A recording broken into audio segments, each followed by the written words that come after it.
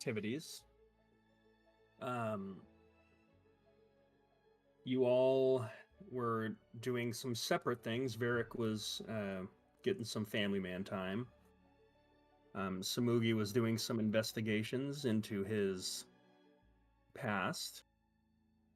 Um, Sundara was casually going to Mechanist to just, um, live out her Minecraft dream. Um, Cass, with some assistance from Sundara, decided to casually travel to a different reality, the one that he is from. Casually. Um, Level to 13, guys. Level 13. to visit a sanctum of the traveler to get some insight as to his own origins, all while dealing with the knowledge that the good Duke Oswald Beaumont is once again alive and well, and seemingly has taken over the position that was secured by Dunsparrow, making him the de facto ruler of New Callum. So, pushing that information aside, you kind of worked on having some downtime that you desperately wanted in the Feywild. So, where we begin our session, we are actually going to start with Varric. That's me. I mean, that's me. Extra British today, are we? Yeah, Love it. So, Haven't been hanging around with you normies. I got my accent back.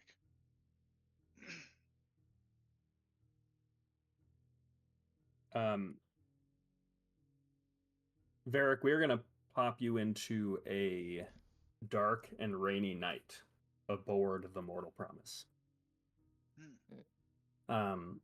It would be about 8 o'clock in the evening. Okay. We're going to say that you just had a training session with the 10 and unders. At 8 o'clock? It ended at 8 o'clock, yeah, started at Okay. 7. I mean, these kids live on the ship, so. Cool. Yeah, good point. Good point. You would have noticed there's a bit of a kind of a silence to the ship tonight. Okay. I would say as you begin walking towards your chambers, you notice a lot of the higher ranking officers are kind of quickly descending on a specific location, kind of one of the upper dining areas. There seems to be some kind of a little bit of a like a hushed buzz. Am I able to casually make my way in that direction? Yeah, sure. Cool.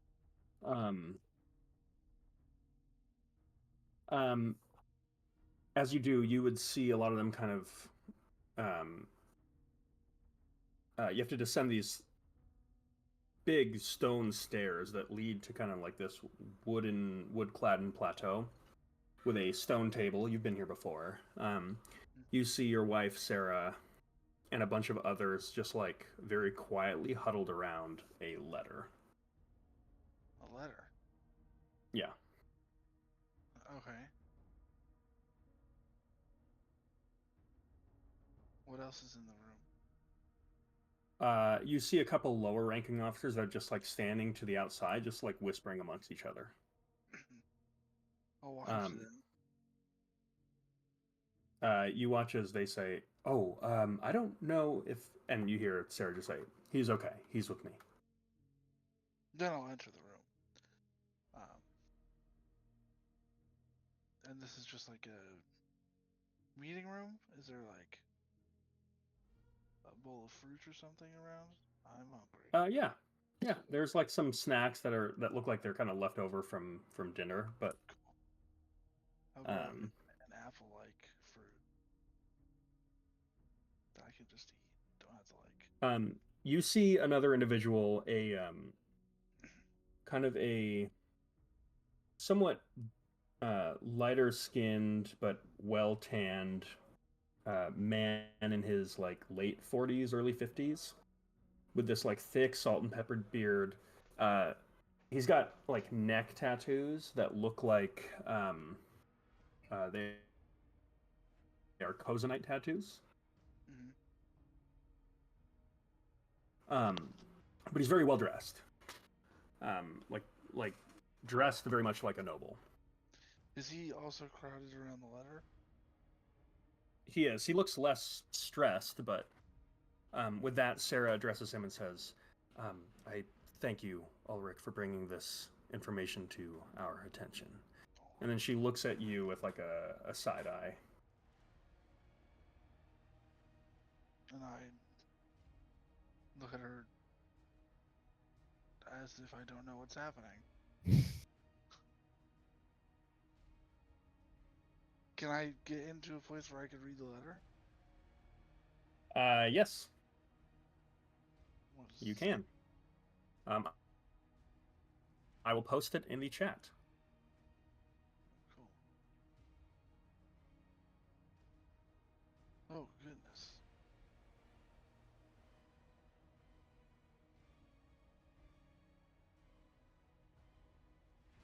Um, as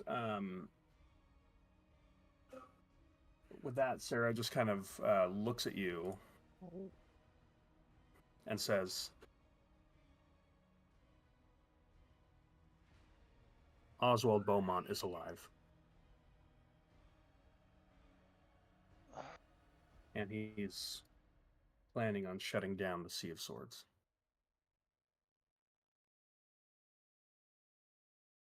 Can you do that? This is,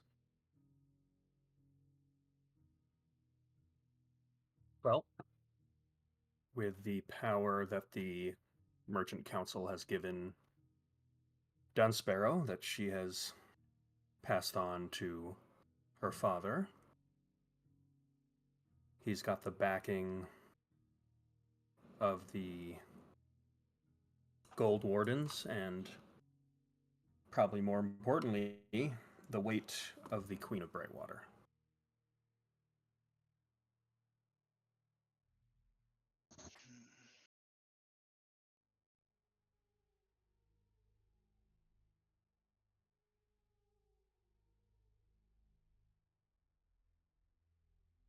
So what's the plan?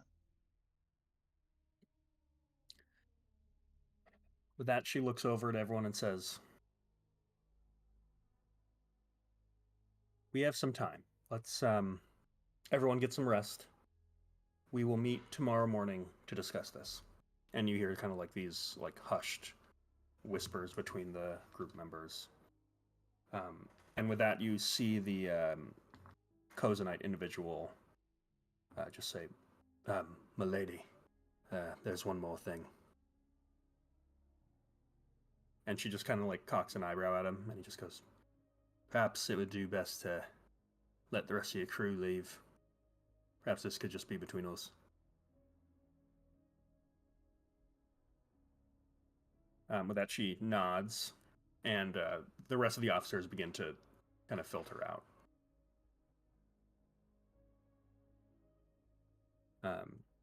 With that, he looks at you and looks at Sarah and just says, "There's rumblings, rumors in the council that he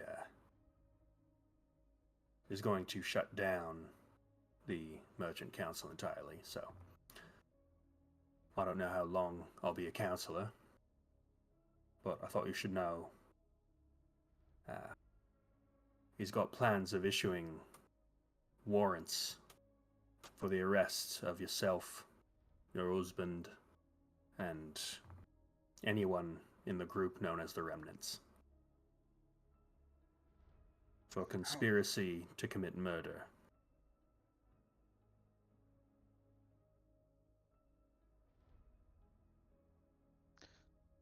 How many on the council in his pocket?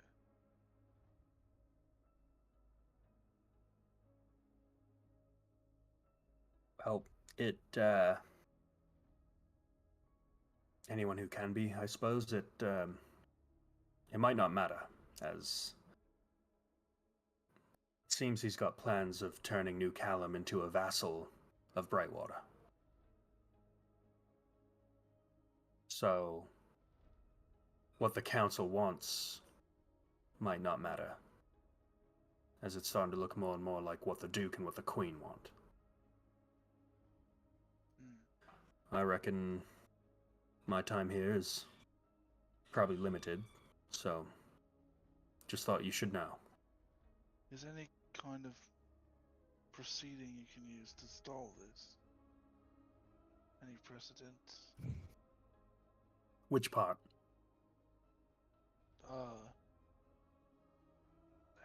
Any of it?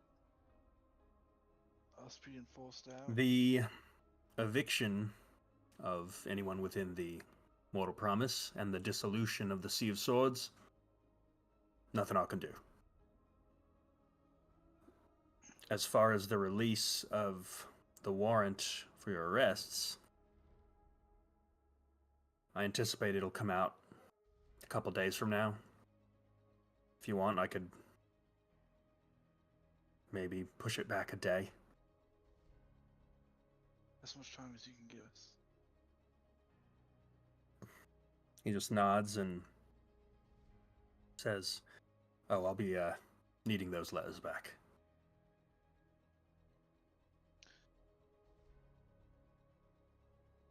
I grab Sarah's hands. She just squeezes yours. And then I put my hands on her shoulders and turn her to face me. Okay. Get your things packed.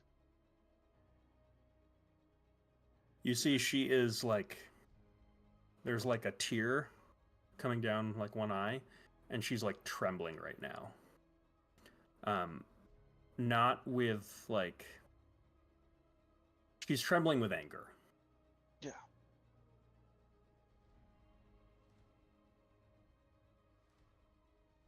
Get ready to get... With that, Ulrich grabs the letter and just kind of quietly makes his way out.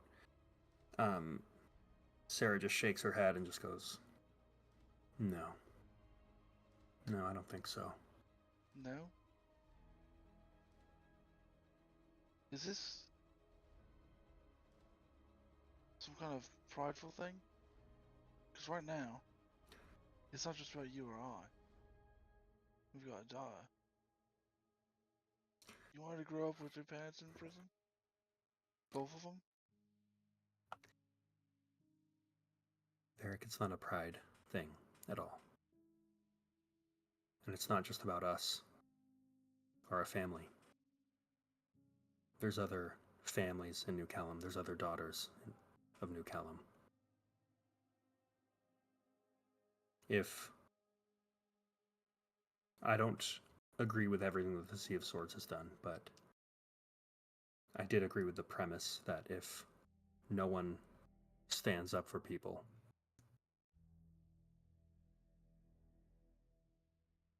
then it's just as bad as if we had done it ourselves. So, if no one advocates for them, if no one stands up for them, if not us, then who? I'm not asking you not to. I'm just asking you to wait, to fight. Well, it said we had a fortnight to leave. Yeah, but So we I don't don't- have a fortnight. You and I, and the rest of the remnants. We don't have that time. We don't have that luxury.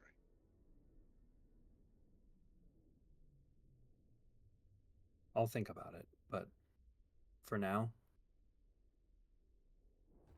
I'm planning on staying. I'll be back. I've got a one who I can. Yeah, that sounds like a good idea. Can I I've use got the some. device that Sandora gave me?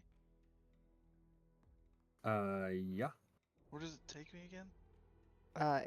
It only takes you back to New Callum. Anywhere in particular?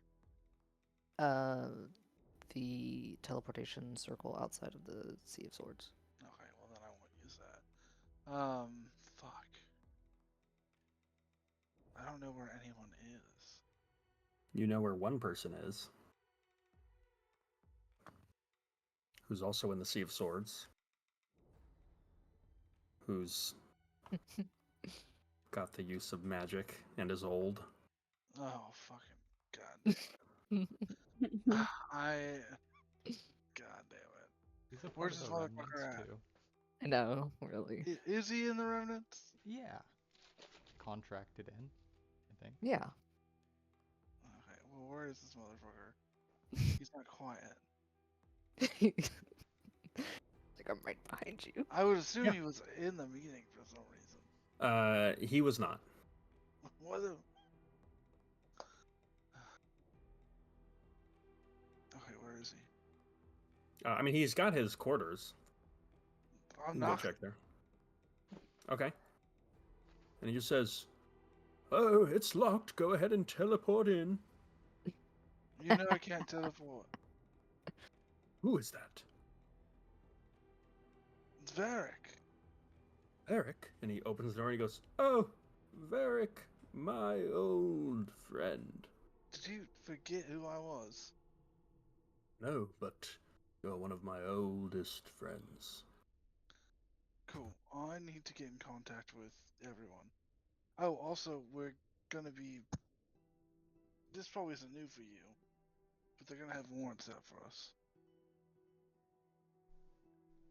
Ah, I've been there before, for sure, for sure. Yeah, that wouldn't surprise me. Nasty business with this whole thing of Beaumont being back. How did you know about that? I set up a scrying eye on the meeting table so I could keep up to date on the important happenings within the Sea of Swords. You know, it doesn't surprise me, but that's actually a really good idea. Right, I mean, I live here. I should know of all the top secret things that the members of this guild are doing, because in theory it could affect me. I agree. This So one does affect you. Yes, rightfully so. And that bastard, Beaumont, didn't mention me at all. Yeah, Can you believe that? you know what? I actually can't. You want to know something? Yeah. When we were in a group together, he was actually the weakest one. I believe you. Can you imagine a bard that's not funny? In fact, I can't. I couldn't either. I can, because he... One of our first interactions, I sort of figured out his whole deal, and I was like, "You went to a bard college? Tell me a bard joke." And he just stared at me. You know, Luke. Oh, yes. First of all, love the story. This is somewhat time sensitive, though. We need to get in contact with everyone. Oh, yes. Very well. I've been scrying on most of them. Let's start with Sandara, if you don't mind. Oh, yeah. She's been out gallivanting with her boyfriend. Ugh. I'm just kidding. Solinor's all right. He's okay. Can you take me to her?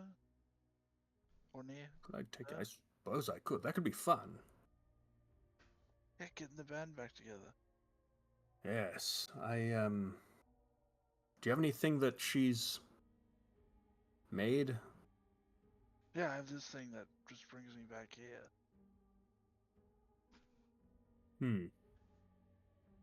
Can I see that? Yeah, I can hand it to him. I have a theory, and this might not work. Cool, love it. If it doesn't, I cannot take you to her tonight. And then if it doesn't work, I'll also have to, more specifically you, will have to go out and find an object from the plane of Mechanus. What? Yes. I assume this... actually. I don't know. We'll see if it works. Yeah, so you see the way I'm thinking is the way that you're thinking. Parallel thinking is her magic is from Mechanus, ergo, if she imbues something with magic from Mechanus, will it work? Right? Seems like it could, right? It's worth Yeah. a shot. What the hell? Let's do it, okay? Hold Okay. my hand. I'm just kidding. You don't have to touch me. And then he is going to, with that, you're going to hear like storms begin to brew from above him. And just like Or this like indoors? shifting of like and groaning. Yeah, you are. Of like old wood. And with that, he just goes, it's going to be a big one. And he just like, his eyes fire like golden light out of them. And his mouth fires golden light out of it. And then he's just like breaming with golden energy. And like he's wearing like a tunic. And his shirt just disintegrates, revealing all his tattoos as like this golden light just has completely like irradiated and destroyed his clothing. Is And he he just frail, like or is reaches he, out. like, He's extremely frail. Okay. And with that, he reaches out his hand, and he just says, "Eric, hold on." I grab his weird hand. Okay. As you do, your vision kind of goes yellow as golden light now shoots out of your eyes. Oh, great. And then you see this like portal open above you, and then like gold flakes just begin to like rain down on you as like there's this almost cylindrical golden aura of light that almost like an alien spaceship thing is just gonna like beam you up. Mm-hmm. And as it passes through you, there's nothing but white light, and you slowly, your vision goes completely white. You open your eyes, and you're right where you started. And he goes, bugger, didn't work. What was with all the theatrics? Well, the spell worked. I just didn't have the component. What component? Well, I needed an item from Mechanus, and I tried using this, but I didn't, so I totally chunked it. You didn't use it? No, I used it, but this is no good. And he tosses it. Okay, so here's my question. You're scrying on Sandara. Yes. Is she currently on Mechanus, or is she in this plane? Oh, I don't know. When I was scrying on her, she was talking about going to Mechanus. You can't And then scry on her right now? Honestly, if she's in Mechanus, I don't think it works. I don't quite remember. Well, then we'll find Let me look at my notes of how that spell works. Also, did he just toss that just like in his room or like back to Barry? He tossed it in like towards like the floor somewhere. I'm gonna look around for it. Yeah, I mean you can see it. I'll grab it. I'm taking it back. Yeah. So it says here in my notes of the scrying spell does not work while they're on the same plane of existence. So yes. What do you mean? Well, so I cannot scry on her. So she's on Mechanus, we would assume. If I tried to scry on her and it didn't work, then I would assume that, or she's dead.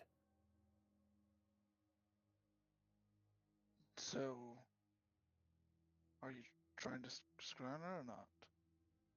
Why would I do that? Because we don't know where she is.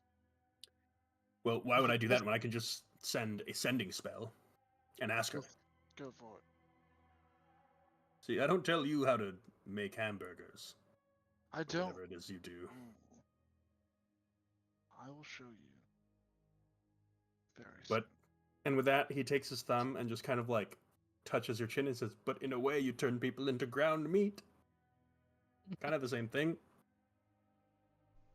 Anyways, I'm casting a spell now. And with that, he casts a sending spell. And Sandara, you hear Why is it Audiobook. also theatrical? You hear Audiobook just go, "Greetings, Sandara. This is Audiobook Oggendorf, your old friend. I'm reaching out on behalf of Varric. We want to know where you are, and if you could possibly..." God damn it.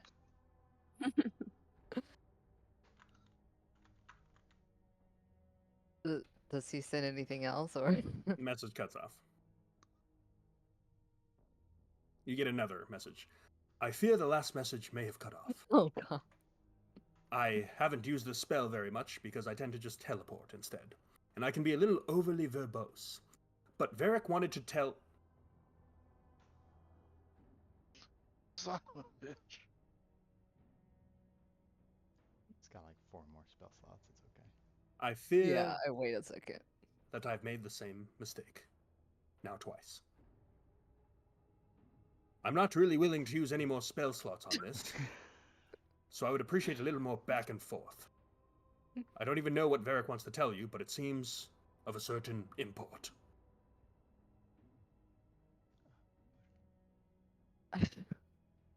I wasn't out of words yet, I just... Um. Okay. Yeah. You, Varric, you hear all this, like, echoed out, like, very magically. I'm fuming.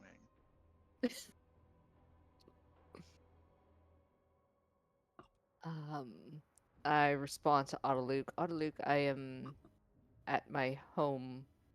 I don't know, outside of. I don't know. I'm in some like random valley. I don't know where I'm specific. I don't. Sandara doesn't know the map. She built a house in like a random secluded area. But she tells Audiobook, Audiobook, I'm at my home. I am happy to show you where if you wish to teleport here, or I can come visit you all. I presume in New Callum. He looks at you, Varric, and just goes, yeah, she's in Mechanus somewhere. Oh God! I am not on my. I should have told him. So can you just ask her to come back for a minute? Make a persuasion check. God damn it, Luke.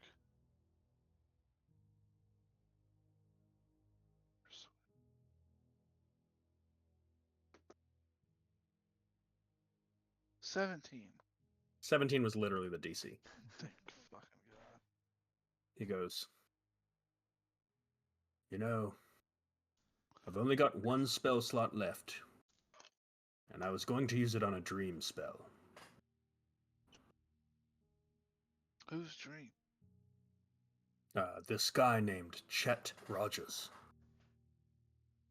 Yeah, could you just ask Sandara to come back?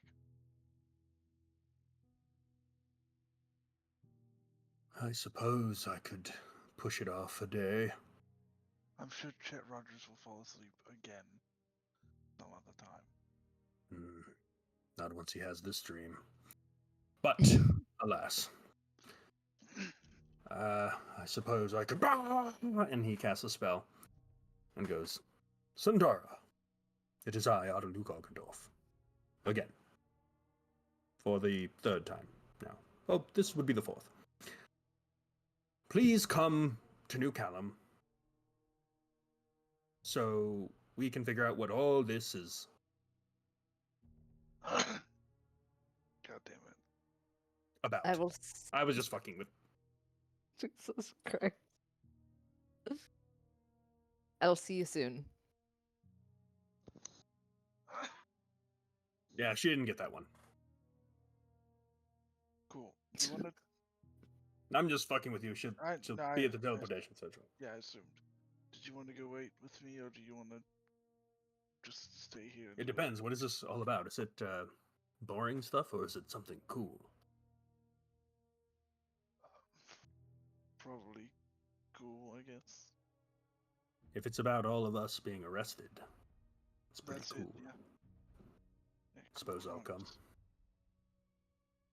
You don't mind if I smoke, do you? I don't care.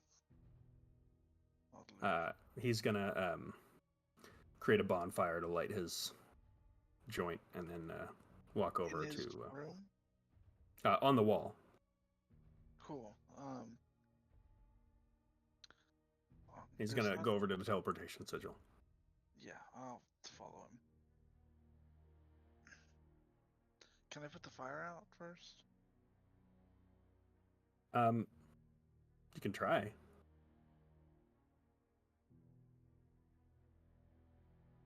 Well, I look at it and then I just don't give a fuck. I close the door. Yeah. Behind me. He sees you kind of apprehensively look at the fire and just says, "Don't worry. Any good wizard worth his salt always has everything made flame retardant-y. Retardantly. My mistake. I get what you're trying to say. I do have a question. Have you been eating? Yes? You look a little ribbly. Got a high metabolism. Okay, just want to make sure you're alright.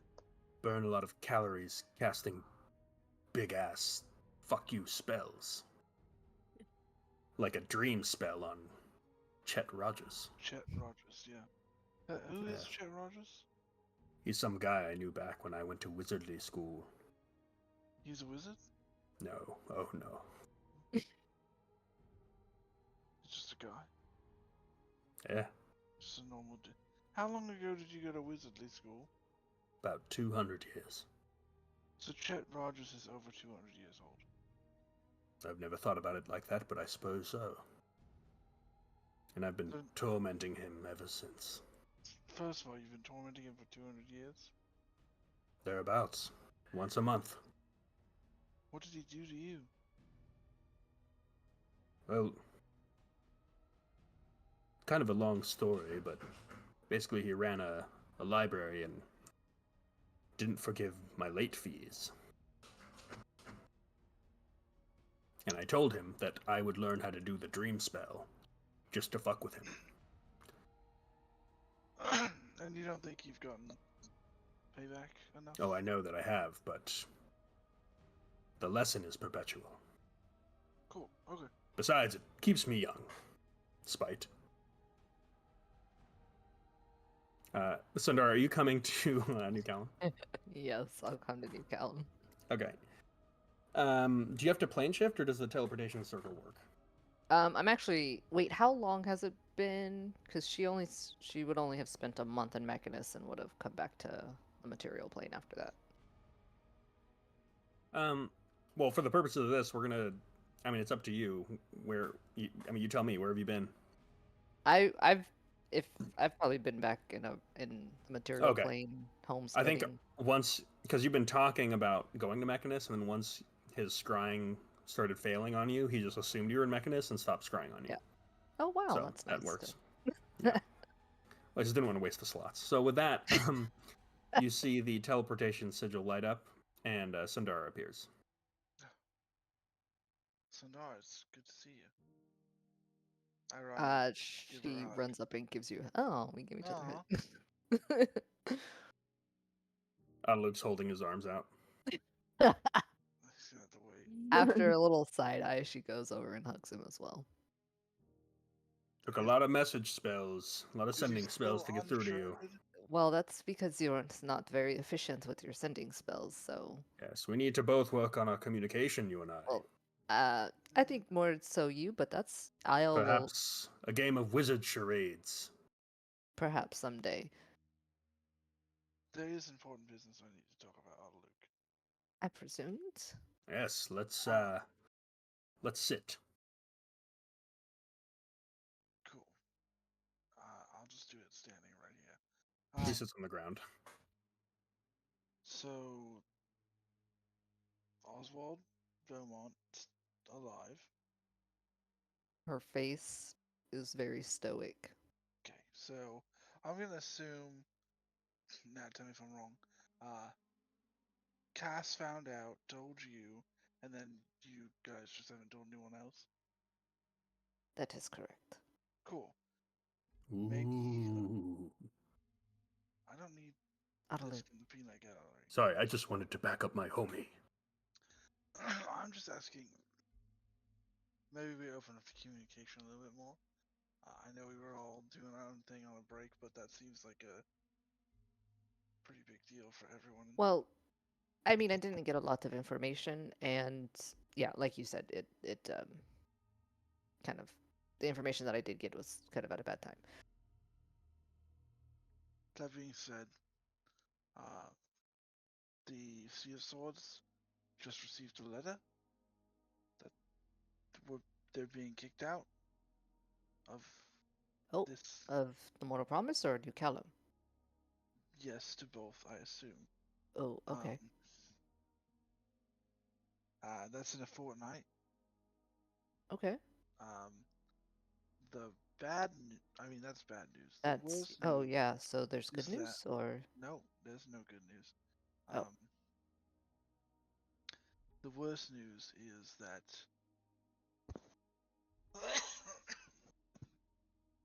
excuse me, my wife,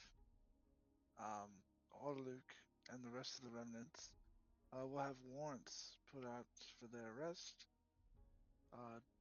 for conspiracy to commit murder, I think. Murder of who? Oh, Probably I Beaumont, mean because we I did mean do that.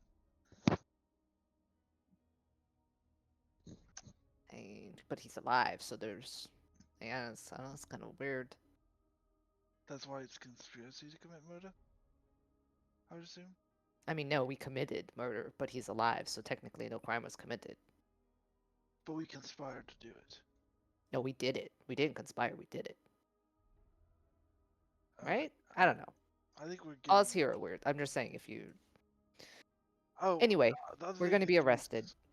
yeah, he teamed up with that queen, um, and he's shutting down the merchant council as well. So, full on coup. Okay. So he is taking over New Callum, trying to arrest us.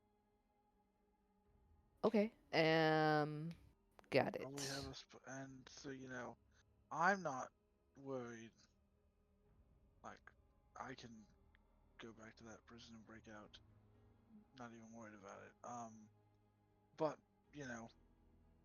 my wife, she could take care of herself. But if both of us are in prison, what happens to my daughter? Yes. So, I was thinking maybe we get the band back together. You, me, Cass, Smoogie, Alara, Oddlu. Look over at him. Um, yes, that seems reasonable. Do you know where anyone else is? Cass is actually I pause. Is Cass still in the other world? As far as you know. Okay, so I have not gone back to get him, and he has not come back, as far as I know. So Cass is home. Um, Although his home was underwater. no, he is in a different world right now. Like a different plane? No, like a different world. Okay. Like another planet? You know, I really don't really know how the mechanics of it all work out, Okay. but Not just here. it's just entirely different. Can you communicate with him? No, I can go and try and get him. It will take over about a day Okay. or longer. Can you get me in contact with Samugi? Or to Samugi? Or Samugi here? Or Yeah, whatever. I could. Yeah, I can talk to Samugi. Cool. And is Alara still in the city? I presume. I don't know. Okay, so I'll Alex, just message them both. do we know? Okay. Alara is not in the city, Ugh. but she can get back. Okay. On her own? Yeah. Cool. She'll be back to the ship tonight. Cool. Yeah, so I will send Samugi a message. Hello, King Moogs, my friend. Varric is well, and I guess myself are requesting your return to New Callum. Beaumont's alive. Some problems. going down. I respond. Mhm. Smokey responds, "Are you in immediate danger?" I I mean, sent another kind of. message. No, I Do you mean. tell me? Oh yeah. I'll tell you. I mean, I look at Varric waiting for an answer. I mean, kind of. I mean, no. I think immediate danger means both of us are about to die, right? I think at that point it's too late. I respond to Spooky. We are not in immediate danger, but Imminent danger. imminent is worse. Is it? but but danger is 2 or 3 days away, according to Varric. I didn't say that at all.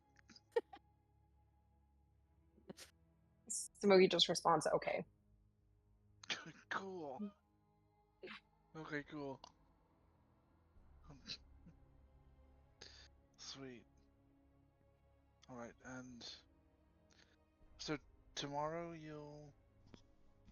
Do you need me to come help you get gas? I mean, if you want to, it's a kind of a fun adventure, but you do not have to. I can. So, well, okay. First off, I came here because our Luke was very unclear, and I thought we Yeah. were just like talking and shit, like having some messages. So I will need to get some stuff. So I will need, and then I will need to get Cass. Um, anything else you need me to do? I mean, help me kill Belmont again? Yeah, we'll talk about that. Yep, okay. I mean, we could talk about it, but I I think mean, yeah, I feel like that's a group decision for sure. true. But he's ruining my family's life, so I'm gonna do it either way. I would love you guys to be part of it. That's fair. Okay. So yeah, I'll go get Cass. That's gonna take a whole. Yeah, But can I go with you? yeah, certainly. But Cool. I will be teleporting us back to my place first. Let me go tell my wife, and I'll be right Yeah. back. I don't need to tell anyone. I'm ready to go. You're. Is he invited? Yeah, he's invited. Yeah. Okay. I'm invited, ru- Varric. I did. You know what? I run to find Sarah. Okay. Well, You find first I'm gonna stop at Natasha's. Okay. Assuming she doesn't have the same room. Does she have her own room? Yeah. I'll stop there first. Okay. Is she invisible in the shadows? If she was, you wouldn't know. The door's closed. Make a knocked. perception check. Oh. The door's closed? Yeah. I would first knock. Okay. You hear a voice that just says, "It's locked. Go ahead and teleport in." What? Does everyone here know how to teleport except for me? The door opens. Oh, hey. Hi, darling. You know, I'm gonna go. I'm gonna be leaving for a little bit. Have you and your mother talked about, like, I don't know, an escape plan if something dangerous would happen? I mean, yeah. So, like, if somebody came and arrested your mother, you would know where to go. Yeah. And that would be. Well, I'd sneak down into the grotto. There's a couple ships there that Railback Bill told me how to operate. I was supposed to go out 4 clicks southeast, wait, and then make a long way around Langston, go to Orphan, and meet at some place there. I think the barracks. Who are you supposed And to I've meet got a then? little. Well, then I meet like Mom or Barrelback there. Okay, cool. Glad you have a plan. And then if they're both dead, then I'll just, become a mercenary or a pirate. And I'd probably start hitting FETC ships on the southeast of Orphan. How's about this? If they're both dead, how about you try and see if you can get in contact with me? Because then we could do, jobs together, and that'd be cool. Yeah, if you think you got what it takes, maybe.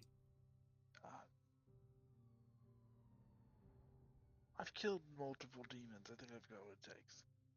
Yeah, but we're not killing demons. It's pirate stuff. And you have to be quick. You think I'm slow? Never mind. I just came to tell you I love you and want to make sure you had a plan. Give her a kiss on the forehead, give her a quick little hug, close the door, go to my wife. Okay. You run over to your wife. She's in your room. She's in my room. I assumed you guys were sharing a room. Yeah, I know. She's in her room. She's in our room. Yeah. Cool. I run into our room.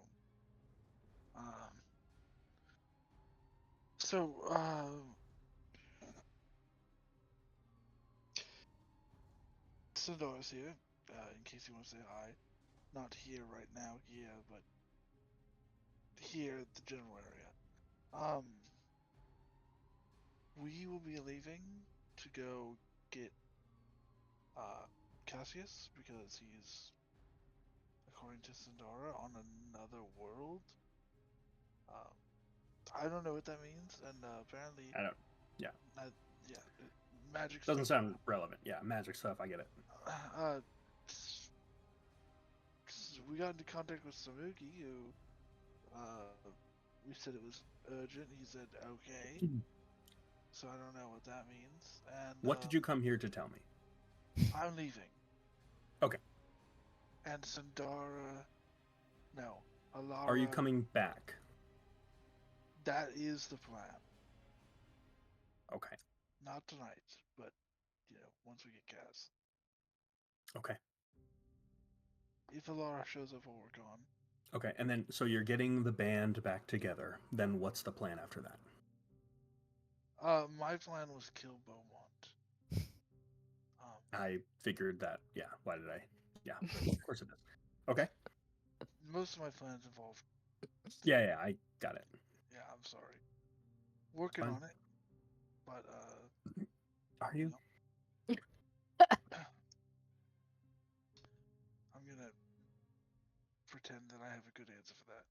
Yeah, it's okay. It's you got to start somewhere. So sure. So to you are working on a plan.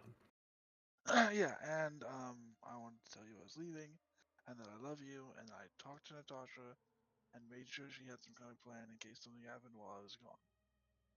Yeah, we know, but she's gonna go 4 clicks southeast. Go Yeah, the long way around Langston. Okay.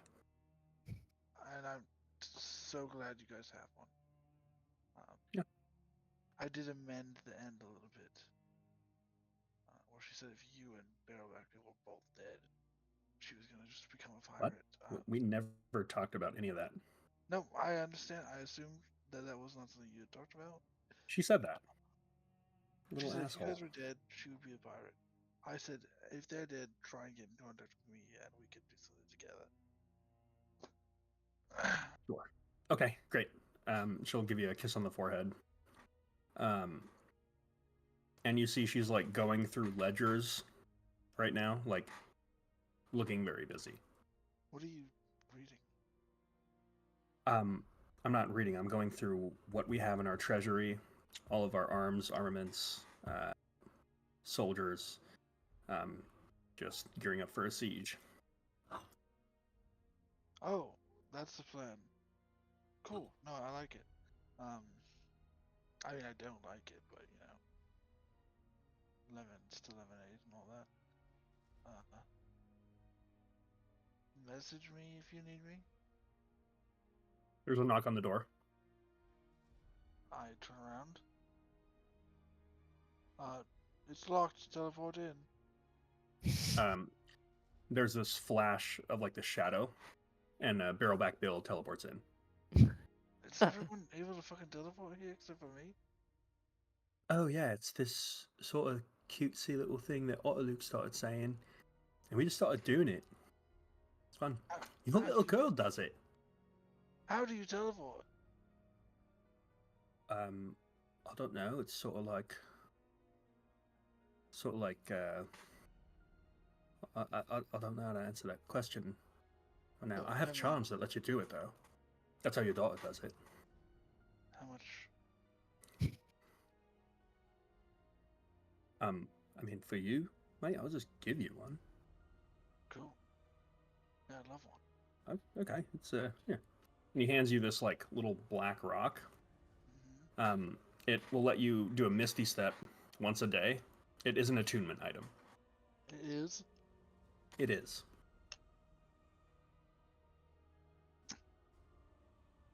Let's see. Am I still attuned to the embrace of the No. care? Oh, cool. Yeah, cool. That one's a little different though, because you have to see where you're going. I actually do magic and stuff, so one's different. Anyways, am I interrupting? I was actually just about to leave. Oh, perfect. I was here to talk to Sarah. So I heard about the news and what's happened. I start leaving. As you leave, you just hear him say, "I just wanted to quickly say that I have secretly been selling magical items to some vendors within New Callum and making a shit ton of money. And if you're going through the ledgers of what we have, preparing for a siege, as I imagine you might be doing, hoping to secure some items from said vendors to better defend ourselves, we actually have probably about 50% more than what's listed. And I haven't had a chance to tell you because I thought you would be mad and you've been going through some other shit. But now seems like the time to let you know. Also, your daughter has found out and she's been blackmailing me into giving her charms of Misty Step so that I don't tell, but I have to. So if you would like to headbutt me." And she just goes, "How much more do we have?" He goes, "About 17,000. And she goes, "Perfect. Is that all?" And he goes, "Yeah, that about does it, yeah. Yeah. So suppose I'll just leave you to it." And just slowly backs up out of the door. I stopped immediately when he started telling that story. Yep. So he I says, give him a pat on the shoulder. yep, he goes, "Great, great. Just gonna slip on out. You two together in one place. Love this. Shipping this. Great, great, great." And he just like slowly sneaks out and closes the door behind him. You hear like a big sigh as he leaves the door. Did he just say shipping this? Yes. I love that. Well, yeah. I was gonna tell you if he didn't tell you in a certain amount of time. But I found out weeks ago. I assumed you knew. Yeah. But yeah, I gotta go. I do love you. You keep saying that like you're gonna die. Are you gonna die? No. I just, Are you want- coming back? That's the plan. Do you have another secret family? What's going on?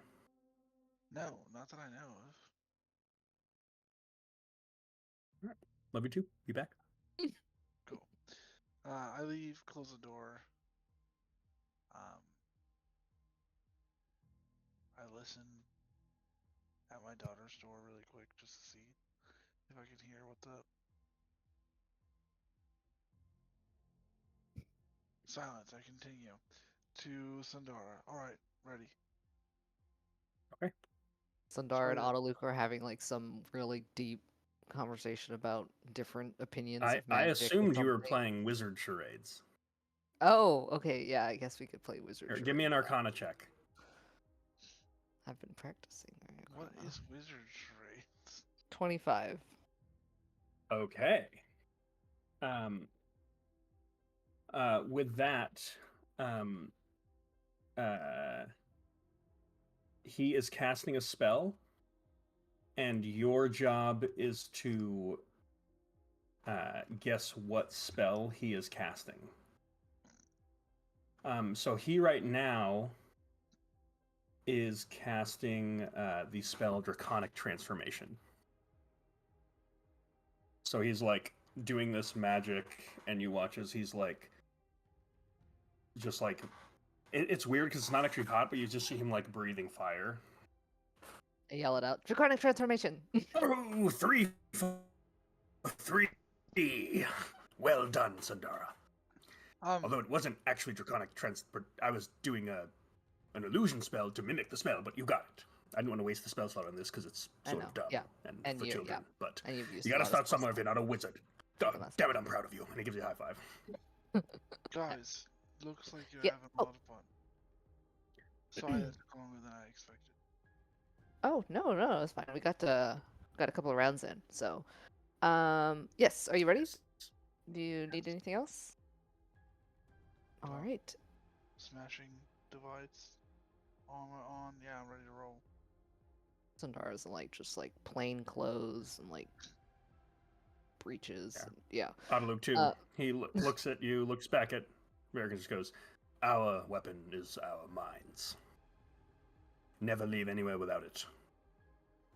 Cool. I mean, I armor have armor. I just didn't know that this was an armor type of situation because your message wasn't super clear. I mean, Oh, I said that to Otto. Actually, I didn't even say that Oh. to me. okay, cool. I will not respond. Okay, so yeah, I'm going to teleport us to my home, and then we can get I can get some stuff, and then we can get Cass, and then we can come back here. Philandry? No, I built a little house actually. Like a log cabin. Yeah, kind of. I mean, it's not made out of logs, but You know what I mean. yeah. And then I cast teleport, and it is notably very mellow, not like on Luke's Yeah. teleportation. Very organized and orderly. And yeah, Some might even Okay. say mechanical. some might even say mechanical. Hello. Okay. You cast a spell, and everyone's transported to a log cabin, or whatever. You describe what cabin. What cabin are we in? It is a little metallic. It's like a combination of like metal and wood. It was created probably using a combination of fabricate spell and I don't know. Okay. How big is But it? there is like a little farm. It's what? Like, am I ducking? Oh Or- no, it's like a normal size. I'm not that small. It's just like a normal size But I'm pretty house. tall. You know. You're ducking as much as you would be in a normal. Yeah. Okay, Yeah. that's all I was wondering. Like, nice. You did this. Yeah. Yeah. Saul and I came back from Mechanus and kind of explored Karsus for a little bit, and then decided to build someplace kind of secluded. And you'll notice, like, if you look around, it's like kind of you don't even know where we are, but it's like in a valley, and there's like a river over there, and it's pretty. I'd like to look around. Do I know where we are?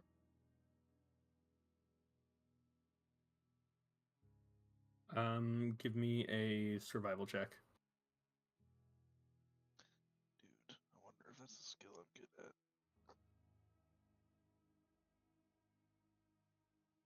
Come on, dice gods. 13. 13. You have no idea. Cool. So I will need some time to get this spell ready to get cast. Okay. And she's holding a bracelet that she has on her wrist. And yeah, and then we can go get him. It's going to be kind of a weird experience, but yeah, then we can bring him back, I think. I don't know. We'll see. But yeah, let's go inside and get ready, I guess. Cool. What can I do to help? Make yourself comfortable. Get you some food or something. And I like walk into the house. Saul, Varric, and Autoluke are here. I forgot about Autoluke. You guys would all walk into, probably for the first time ever, seeing a casually dressed Solinar.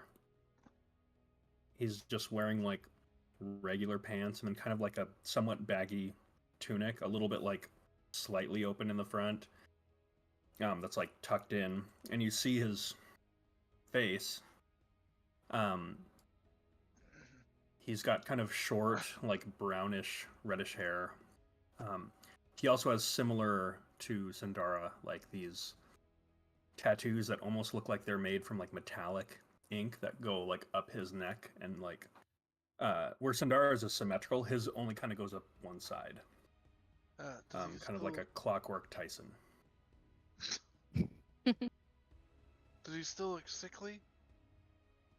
No, he doesn't look sickly. Alright, I'll walk up and give him a hearty handshake. Very. And he shakes your hand. It's not particularly robust, but No, sorcerers. Yeah. Good to see you. You look a lot better than last time I saw you. he goes, I wouldn't know whether or not you mean that, because I'm not subtly reading your mind right now to tell. Well, I'll let you know. I do mean it a lot. I have no course other than to believe you, and I appreciate it. Also, So, now I'm remember kinda, how like expecting that you are reading my mind. Whereas if you hadn't said anything, I wouldn't have thought anything. I cannot change what you believe, but I am not reading your mind right now. Alright. So, remember when a couple of months ago Cass came by and said Beaumont's alive, and then we sent him to another world? Apparently Beaumont is doing some stuff in New Callum that is, I don't know, Varric has more information, but I am going to work on going back to get Cass. Because I guess we all need to regroup and talk about our next steps. Oh, it did say that the remnants and my wife would all have warrants, but I don't know about you, Solomon. Would you like me to talk to him? To Beaumont? Yes. Would you? Yes. I look at Sandara like, is this a good idea? Look. She, as soon as he says that, wrinkles her nose and is like, I don't like that idea. But it doesn't say anything. I mean, I don't want to step on anyone's toes if you want to handle this. And I certainly couldn't make any promises, but it sounds like this could maybe get antagonistic, and I guess to be maybe fair, I could Varric, just... what's your plan? what's my plan? Yeah. Murder. Like, I mean, okay. Yeah, and I don't want you to I wouldn't want you to feel pressure to go talk to him. With this, Selenor just like steps out of the room for a second, and in like less than 4 seconds comes back, and he's holding something. He says, "Here, take this." Holding to who? To you, Varric. What is it? I suppose you should give that to Sandara, perhaps Cassius. That's you would use that for a soul cage. When you kill Beaumont, trap him in that, Okay. and Well, that'll stop. Sorry, am I? No, I feel like I'll we're let kind you of all handle your jumping to business. the plan of killing Beaumont.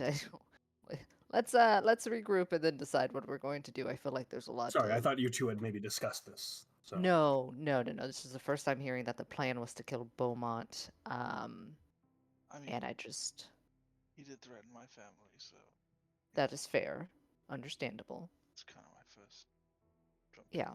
I will go ahead and give this to you, Sandara, because it's scary. Just a soul. It's fine. And she Just like a pops soul it. cage. it's a soul cage, Varric. Yeah, I'm how do I know it's not going to cage my soul? Audiobook just kind of rolls his eyes. I'm sorry, not everyone can just teleport and do magic. No, you're right. Sometimes we forget the true depth of our power. I hand this to Sandara, and I look at Audiobook and I say, remember, I won my first and only wizard duel. Audiobook just kind of nods, looks at Solomon, and just goes, "You did."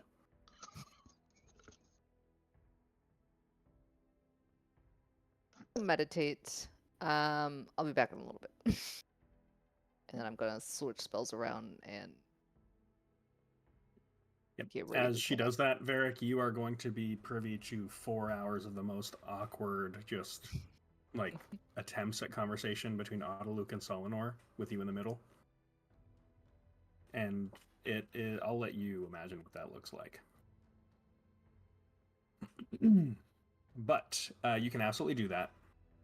And I presume you're attempting to do a Dream of the Blue Veil. Yes, using the bracelet, the magical bracelet that I have. Okay. You also have the precursor. You gave me both? I thought you kept one. No, I gave you both. Oh, jeez. Okay. Oh, you have Probably the using the gun? precursor then. Yeah, so I come back and I presume everyone's still probably exactly where they left. It's still sitting yeah, right pretty there. much. Set the precursor down on the table, Is he dead? and I look around. Who dead? Gods. Oh, he's in another world. Hell's another world, right? No, hell not is exactly. another plane. This is very confusing for me. No, that's Why do you have understandable. his gun? Well, because I need an object to get back to his world, and he Can I handed touch it? this. I feel like he wouldn't want you to, but Okay, don't then, tell him. No, I mean you can do it. I won't tell him. I pick it up. I whisper to it because I've seen him talk to it. Yeah, what do you whisper? Hey, can you really talk? Make a perception check. 11. You hear a voice in your head that just goes, "Your soul is mine." Cool. I set the gun down. What's the matter, Varric? Well, Luke, I'm gonna assume you're playing a joke on me. What joke? I love a good joke. I asked the gun if it really talked, and I heard in my mind something about eating my soul, and I assumed. Oh shit! You're cursed, bro. I've been cursed before, and I'm still here. Sounds like a bad one. You should probably get that checked out. Yeah, I'll get around to it, I guess. Anyways, All right, who's coming? Varric raised his hand. do you guys have any wine here? Yes. I'll stay. Okay. I cast, or I guess it takes a while, but I start casting. Oh, get very comfortable. Sorry, I can't build you a chair out of nothing right now. It's going to take a while. Do I have to like get on the ground? There's chairs. It's a Oh. house. You can sit on the couch. I don't know what your furniture situation's like, and I don't want to impose. It's a very comfortable. There's couches. There's like little egg chairs. There's like bean bags. There's about Oh, you got I might options. get in the Um, meat bag for sure. Yeah, I mean, it's it's a little nice. small for you. That's fine. As you start casting this spell, Solomar kind of walks over to you and gives you like a kiss on the cheek and says, "If you're good with going with just Varric, I might stay back to keep an eye on the wizard." Yes, please keep it. He will leave scrying things all around our house. Yes, But yes, he I'll be careful. did the same thing when we traveled together. Ew, gross. Sounds about right. So yeah, Varric and I will dream of the Blue Veil. Okay. Fully to cast. Okay. Um. Hopefully. So, Honestly, yeah, seriously.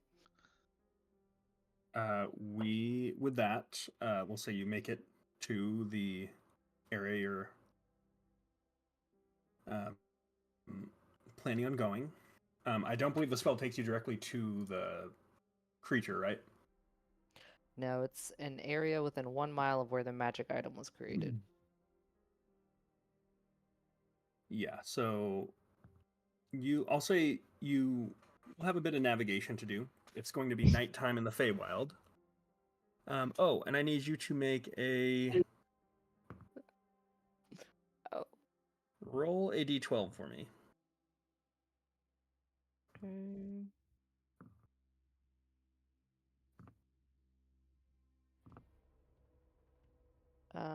11?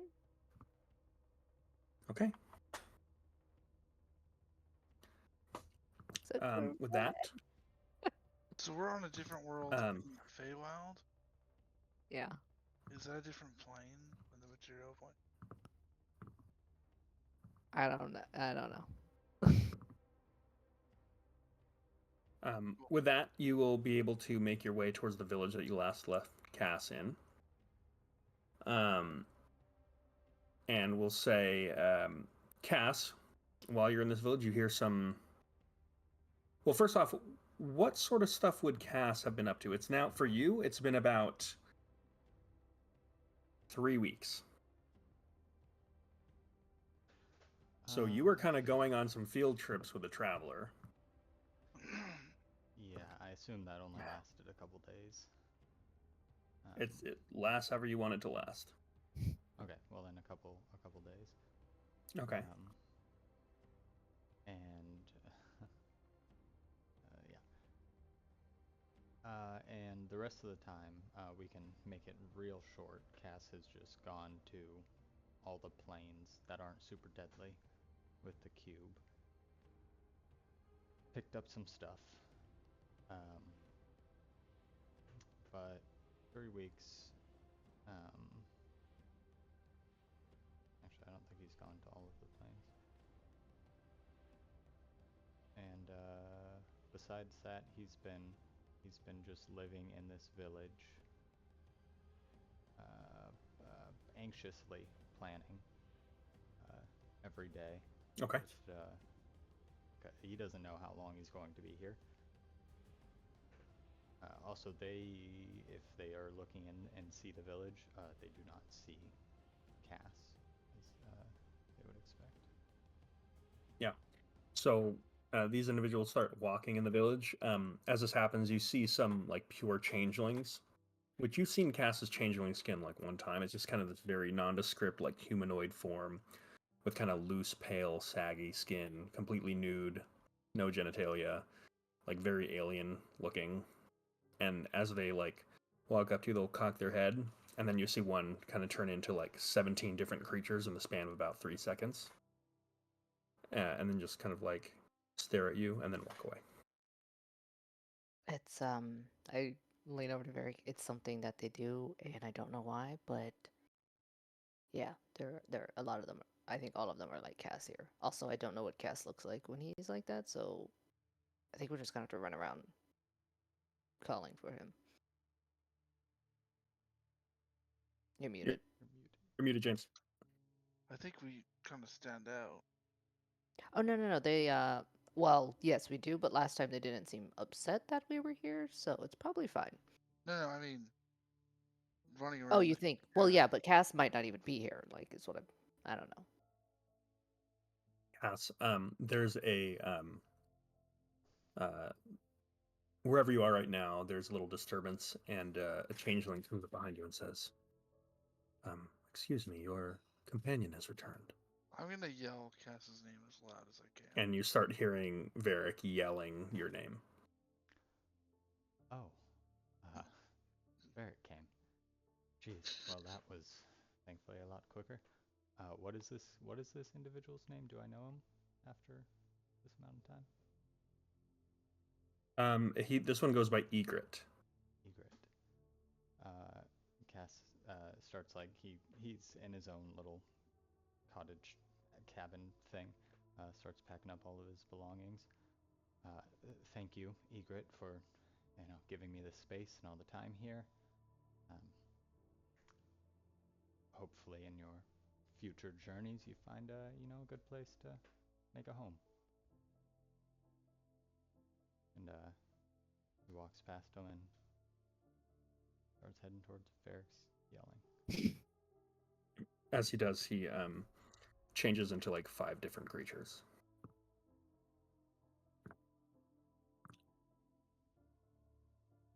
So you walk and find the yelling. Yeah, I assume it's not hard. to What's your find. form as you? Yeah, no. What's your form as you present yourself? A changeling. You guys just see a changeling, sort of similar to the others, walk out of the crowd towards you guys. Like, we Gas. see a changeling come up, and I don't like. I look at them like a person, but not as like I Yeah. know this person. Yeah. So I'm like still looking around, kind of like, where's Yeah. Cat? This one specifically looks like it's more directly going towards you. That might be him. I I don't stop know. yelling. You know, a lot of people are sleeping. Kind of rude to Ah. just come in and start yelling.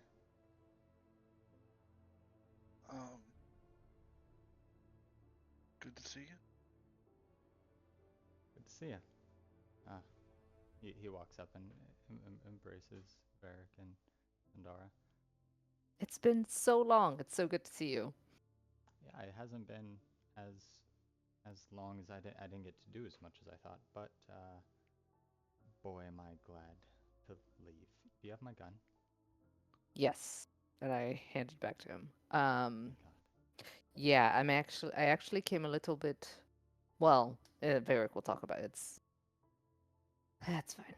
Beaumont's alive, which I know you know, and that you I talked to didn't tell Dara him. and no one else. I know because he sent a letter to the Sea of Swords demanding that they vacate within a fortnight. He's in some kind of weird deal with the Queen, and there are warrants for everyone in the Remnants, including yourself, obviously, and my wife, and possibly Audiobook, and possibly fuck, what's his name? Okay, so things are happening. Yeah. Nothing. I mean, maybe even Baroback Bill. Anyway, so that's why we're here. We're bringing you back if you're okay with that. We're trying to get the band back together. Is it just you two? Is everybody else? So far, Alara was on her way. Alara was on her way when we left, so she's probably at the Sea of Swords. And we told Samugi Samugi was as well. non-committal.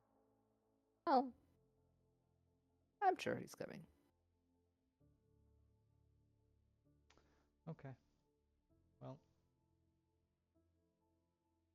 Wait, we have to wait here tonight, don't we? Forgot. Yeah, I gotta rest before he casts a spell again. I already packed everything. All right. Well, We could sleep under the stars. you could if you want, or I could show you. We could all sleep in my little cabin thing. It's pretty small, but all 3 of us could fit. Okay. Sleepover. Okay. I With do. that, you guys are gonna have a meditate / sleepover and cast a spell again to make it back. Yes. Okay. So, with that, Samugi, as all this was going on, were you making your way back to New Callum? Yeah, I am. Okay. Just for the hell of it, go ahead and roll me 2d6s.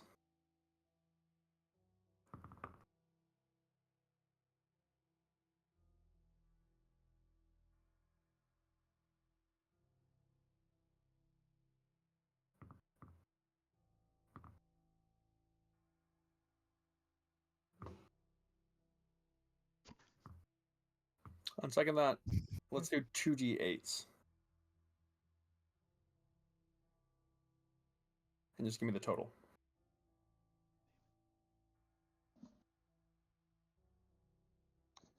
9. Okay. So you're making your way back to New Callum. Yes. Okay. You would probably make it back from the Hoggle Dynasty, I'd say, in like 2.5 days, if you're traveling well, which I presume you are, because you have the means. It's going to take another 6.5 days before the crew shows up. So you and Alara will have kind of spent almost a week in New Callum with no communication from the group. Sarah has started to get pretty worried. You were updated on everything that's going on, and the deadline for the Sea of Swords vacating is getting closer and closer. A lot of the able-bodied soldiers are staying, whereas a lot of the other folk are talking of going to either Scharsburg or Orphan. So the population within the Mortal Promise has probably been cut in half. All the children, except for Natasha, have made their way out. After this period of time, on one of these days, after everyone has kind of started to wonder whether or not the group was ever going to come back, because Audiobook has already made his way back as well. You guys make it back to what's your destination when you return back to Karsus? I think we just come back to the same spot, and then we'll have to teleport to New Callum. Okay, so we'll say you do that, and then on one of those fateful days, the teleportation sigil goes off, and Varric, Cass, and Sandara appear. There is some commune questions that I would have asked. That you wanted to get to? Okay. Somewhat. Over the 3 weeks. We can just do one. So sometime during those 3 weeks, Cass would have asked the traveler 3 questions. Is Dunsparrow on the island of Karsus? Yes. Is she in New Callum? Yes. Is she below ground? Yes. Okay. That's it. Okay. Wow. Dungeon. Okay. So we arrive where? Well, you would initially arrive in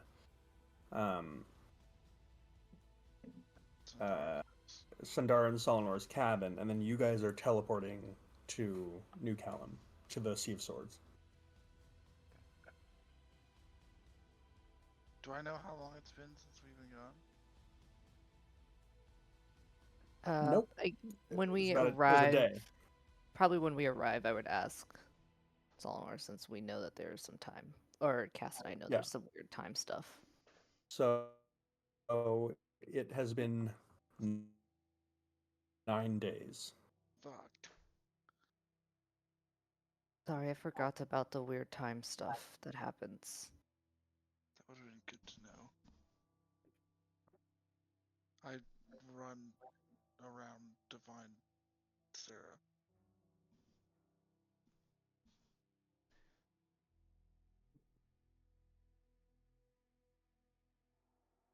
I think he froze.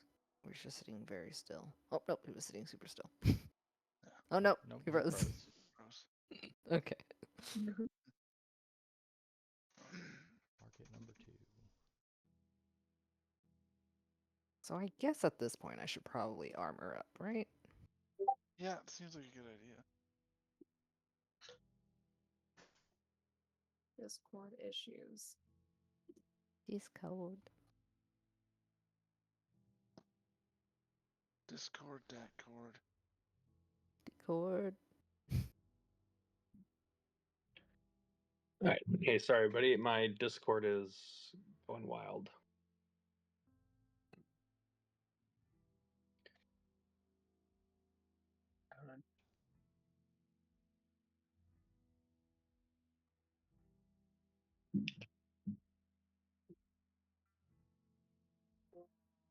Oh, okay.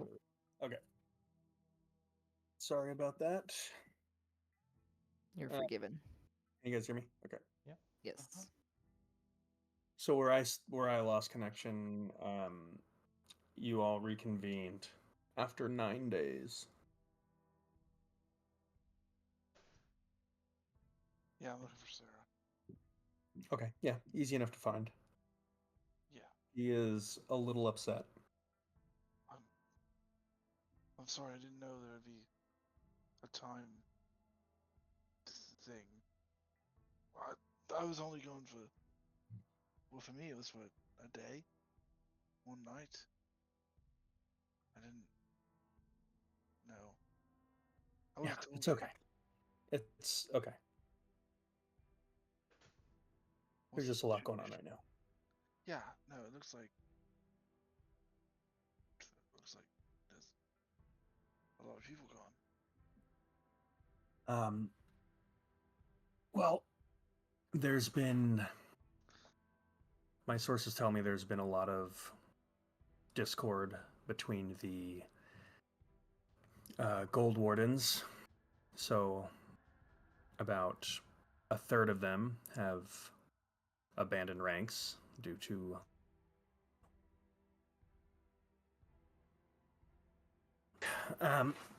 but word on the street is that Beaumont has outsourced his muscle to the Knights of the Queen.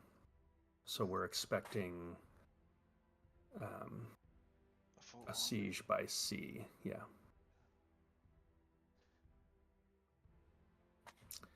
And also squaring up with the Queen of Brightwater wasn't exactly what I had in mind. So we've been sending letters asking for an audience, and we have not been met with any response. Well, maybe if we sever a connection with New Callum, we could reach some kind of accordance. The paladins here have looked to me for guidance ever since Kalimov left, and the consensus is that they will sooner die than allow Beaumont to deconstruct their home, as the Mortal Promise is the last relic of their religion and also one of the last relics of the Great War. So I have made the decision that Natasha will be leaving, and you are welcome to leave as well, but I will be staying with them.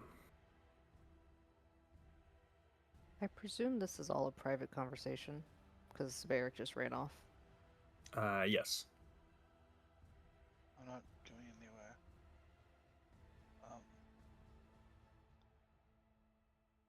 But I do need to talk with the Remnants to see what the plan is.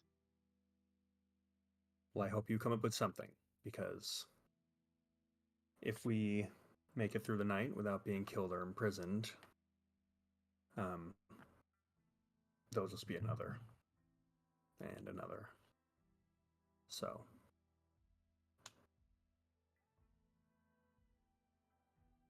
I go back to the group and Great. basically relay everything that Sarah said. Do you want us to all just kind of sit down and talk about our options? Also, has anyone seen Samugi? I heard he was here. Yeah, Samugi shows up.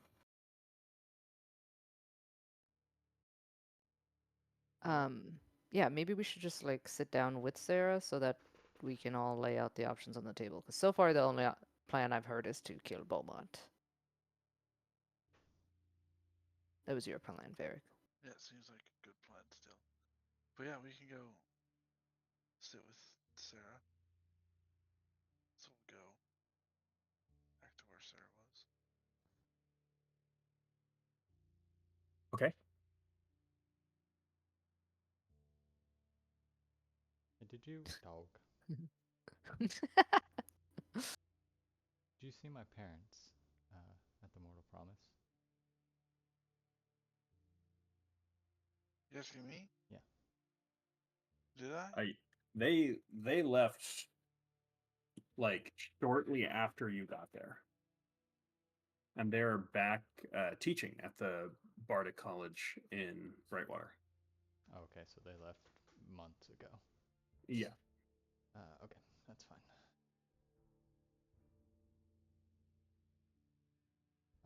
Yeah, I mean, I guess we can.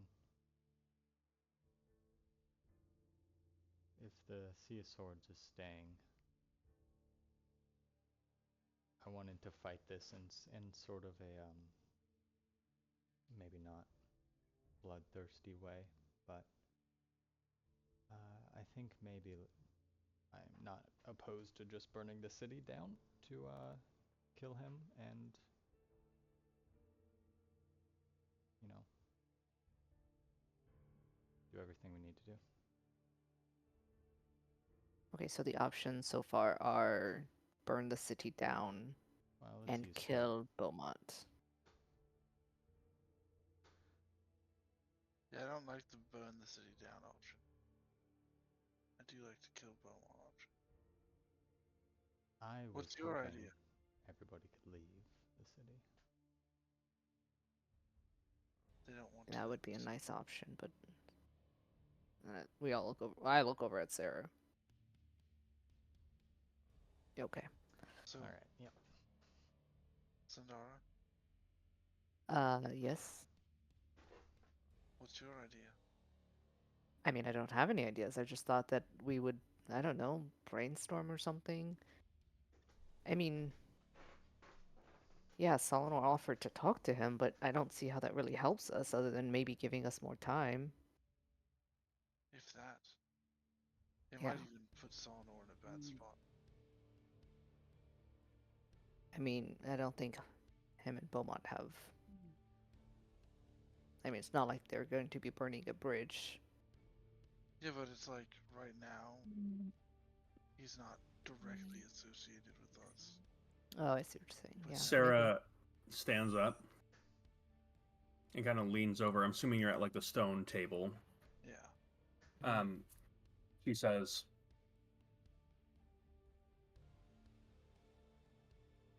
I don't know that killing Beaumont necessarily solves the issue, because in theory the queen could still try to see the plan through, and you can't kill everyone. You can't kill the queen. I think our best bet would be attempting to unite the Merchant Council and reinstate it, and put the power back into the hands of the people. Okay. This whole city was founded under the idea that it would be free from the influence of Brightwater and from the FETC. And I think that will resonate with people once they realize the freedoms that they've been losing.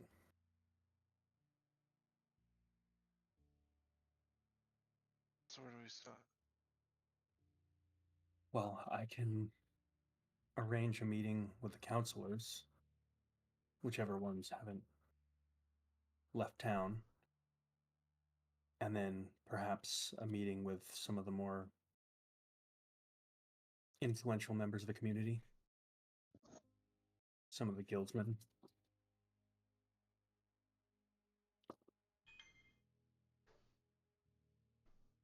Maybe one. Yes.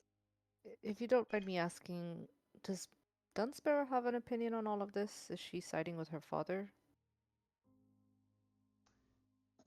She is presumably still missing. I plan on figuring that out tonight. She's somewhere here in New Callum, underground. That's all I know. Is this like a voluntary thing that she's in hiding, or? No, I think Oswald needed a way to get back into power, and she had all the power here in New Callum, so he got rid of her. Does that mention of his as a dungeon? The Whispering Tower or the Marble Palace place?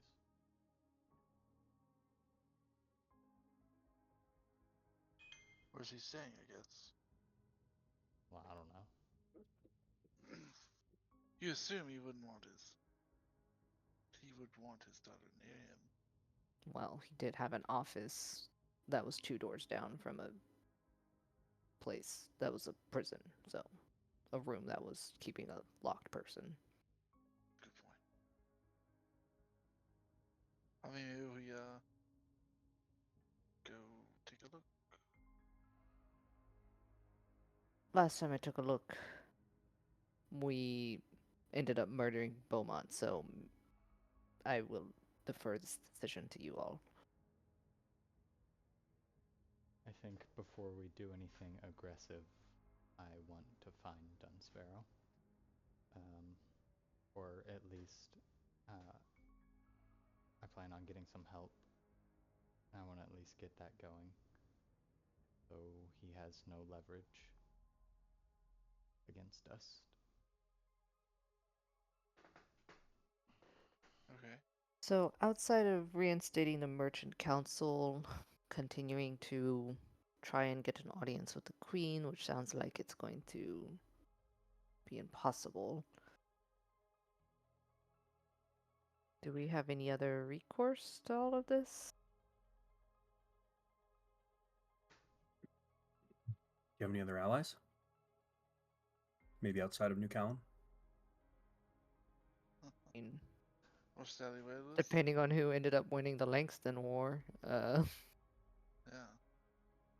Oh, about that. It's, My God, if you say that Elhorn is back. oh no. It's a new organization I haven't heard of. They go by the Wayward Witches. Love to hear it. Great. That guy's weird, but could be helpful. Okay. So maybe the Wayward Witches? Yeah.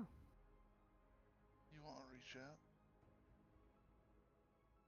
Me to Heskel? Oh, gosh. You know I don't like talking to that guy. You talk to him more most often. I'll talk to him. Perfect. Give me the Palantir. Also, what are we're just being like, hey, possible war in New Callum, can you back us? Is that what we're going with? Yeah, that's what I was going to say, basically. Just ask if Okay. you can lend some firepower to us. Oh, yeah, especially by sea. Yeah. I hand, Varric the Palantir.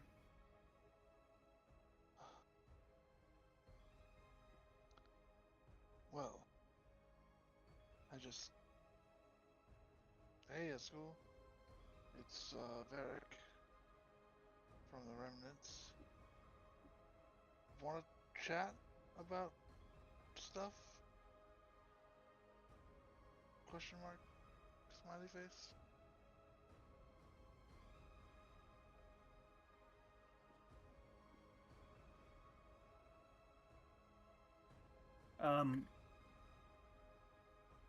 Question mark smiley. There's no response. Sundara, you would get the sense that the spell failed.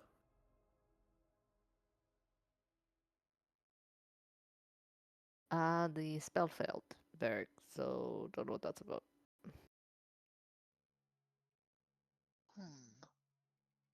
Might have to go to Langston in person. Well then, we should do it quickly while we have the chance. You're setting up the meeting with the remaining council members? We can. There's another option too. Which is? It's not one you'll like.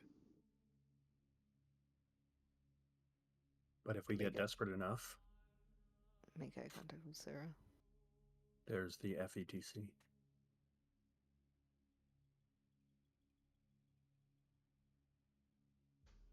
Let's talk to Haskell first. And if that doesn't pan out, might be a good idea. Everyone seems to have qualms with the FETC. I mean, I sort of trust them more than I do Heskel. At least they're operating as a, somewhat reputable group. Sarah shoots side eye as you say that. Listen, it's He not says, a group of pirates. I mean, it literally is, though. They just are the pirates that make the rules. And there's honor among thieves. But not them. Alright. I mean, I'll say this. The FETC may not be any more morally upstanding than the Queen's people, but they're more predictable.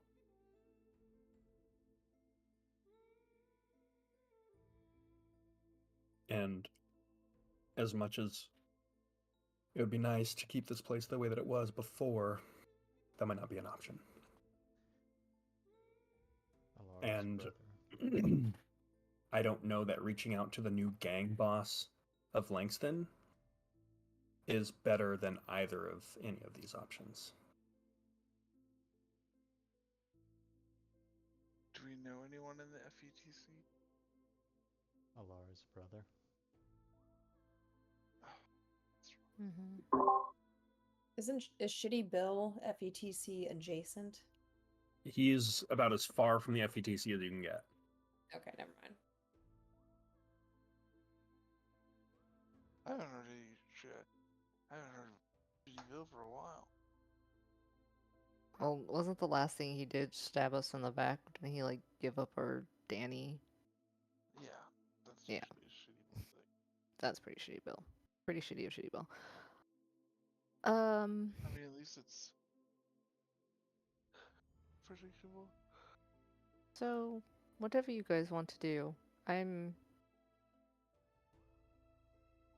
You guys tell me what to do, and I will try and help and do it. I have no dog in the race over who is the next person to jump into ruling New Caldum. So I'm here for you guys. If you want to go save Dunsparrow, burn the city down, install a new government.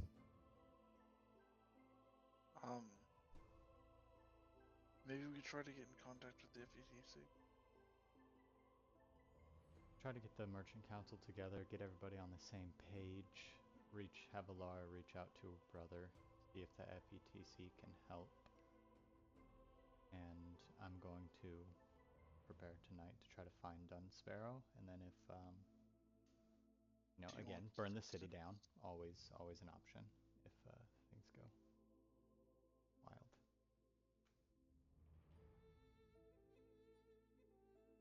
Okay. And I guess I'm gonna go. I'm not gonna stay for Merchant Council discussions. I'm gonna go begin preparing. I don't know if that's happening right now. No, okay. Seems like it might take a little bit of time to organize something like that. Well, it seems like time is of the essence right now.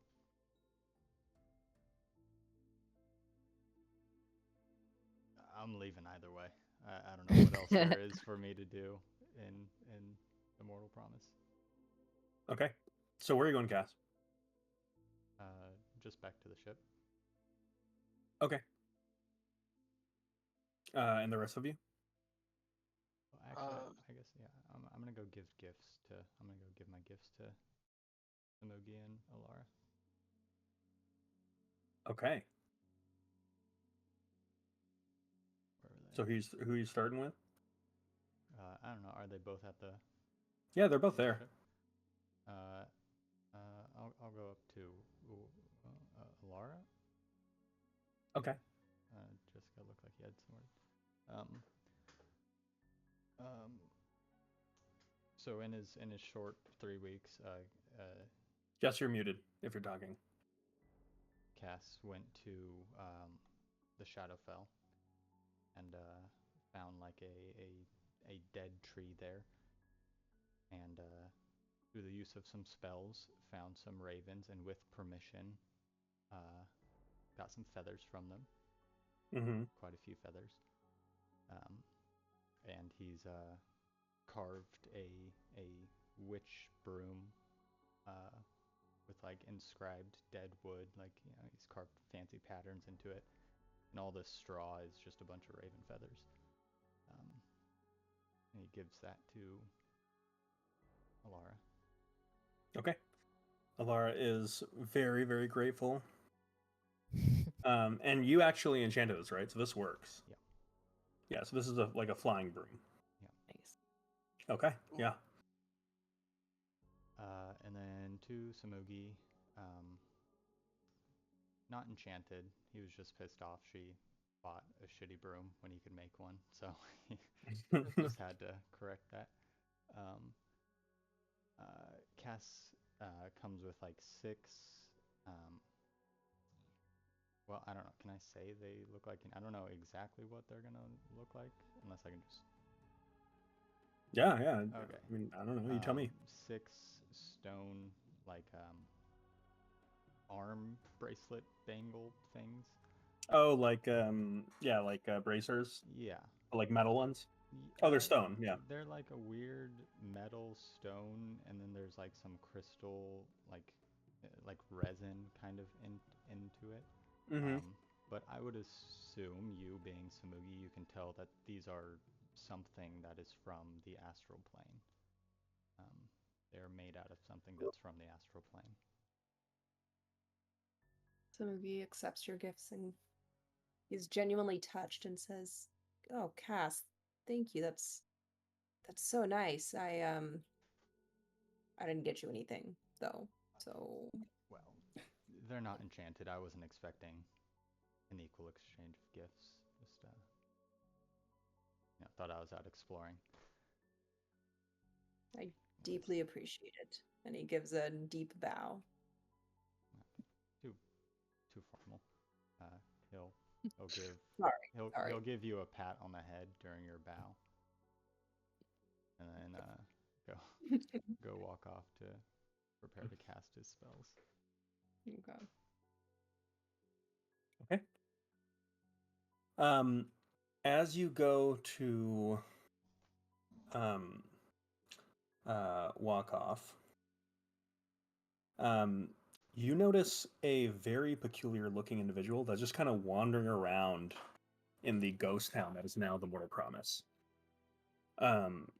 You see an individual with almost looking like drow heritage, almost like stone, like onyx skin.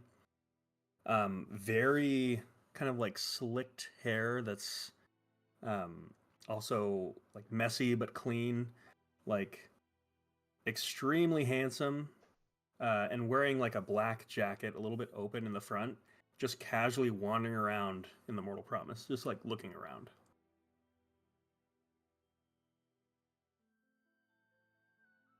Is anyone paying them any attention? You're the only one who sees him.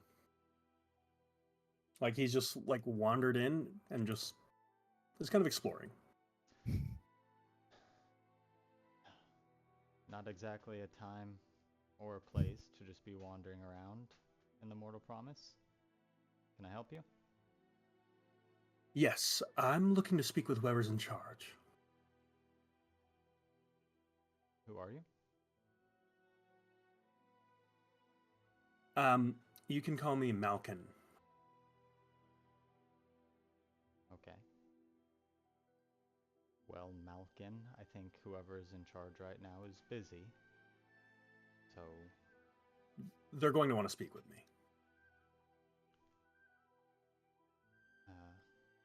All right. I'll cast sending to Sarah. Hey, there's this guy here named Malkin. Seems kind of shady. He wants to speak with you. He's very insistent. Okay, I'll be right down. Do I see her leaving?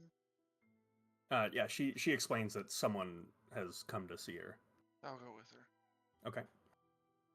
With that, he's looking at you almost a little bit amused, and he goes, I assumed your spell went okay. Should I wait here, or perhaps is there somewhere more cozy No. that we'll be going to?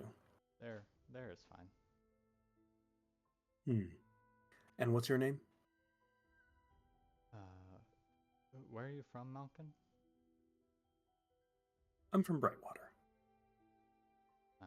This guy does not look like he's from Brightwater. The way he's almost dressed like a little bit otherworldly. It almost looks kind of like the way that people were dressed when you were on the other side of the Blue Veil. Are you with the Queen then, or? In a way. And gives you kind of a sly smile. Okay. Very untrustworthy of strangers, I see. We don't really have much reason to trust, especially Brightwater right now. Sorry that you're, I know, just the messenger, but Oh, that's how it is. Please, I'm not just the messenger. No, I think we could make a very amicable deal. Just between us. Something that the Queen doesn't have to know about. Cass smiles. All right, well, I'm not the one to make those decisions, so, and I'm Great. not here to So with that, babysit he begins to like push past you a little bit, and he goes, "So this way, then." Yeah, I don't know. She'll find you. And Cass leaves. Great. Wow. Security. With that, Varric and then where would Sundar and Samugi? Are you guys? I would say everyone would see Varric and Sarah beginning to leave, kind of at an odd hour. And Varric looks like he's ready to hit things. I'll ask Varric. Should I come with you, or I'll just go home if not? I don't know. It'll be fun. Yeah. Like kind of not skip, but just kind of excited to like be like with Varric again, and like kind of like walking behind him. Like he'll hit something. Maybe I'll do some magic. It'll be great. Smoothie's Samugi? gonna join in. Yeah, Smoothie's gonna join in too. And even though no one like explicitly invited him, he's just gonna be like, You're part of the group. as they say, "You son of a bitch, I'm in." Contours behind Sundara. Okay. Great. With that, you all descend upon this stranger that's just kind of looking around, sees you all, and just goes, "Ah, great." So, which one of you is in charge? And with that, Sarah just gives him a glance and just says, "What is it you're doing here?" And he just goes, "Oh, I am a friend of the Queen, and I think it is, she might not know this, but it is in her best interest to stay away from New Callum. And I think you'd be better off doing business with me. I've got a lot of pull in Brightwater, and let's just say if we make a deal, I could maybe get her off your back."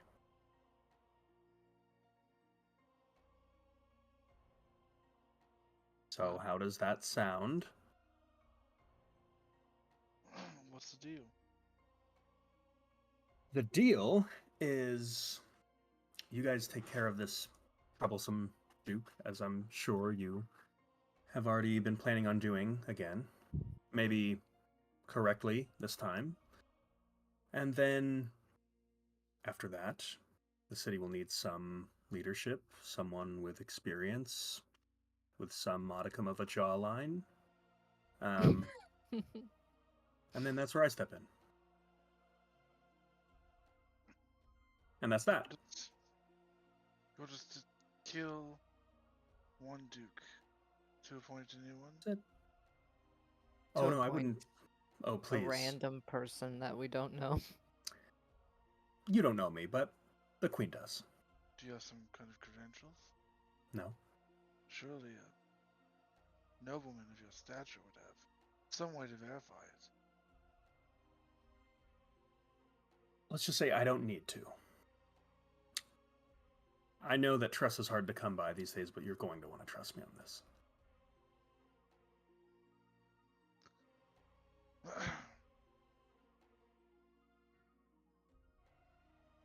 I don't. I'm just gonna say it. I don't know if anyone else is thinking it. Who are you? You could just be some random person who walked in here. I am some random person who walked in here. Perfect. So why are we going to do anything that you say? Well, I bet you're already going to do the things that I'm saying. I'm presuming you're already planning on taking out the Duke. And Maybe, maybe not. okay, let's say you do. Then what? Just put Dunsparrow back in, or with the Merchant Council again?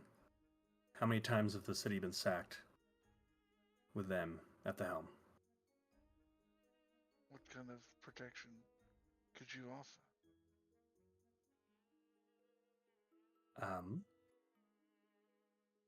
Let's just say, and with that, his voice begins to echo throughout the room, and he completely vanishes. Ooh, how far away was he?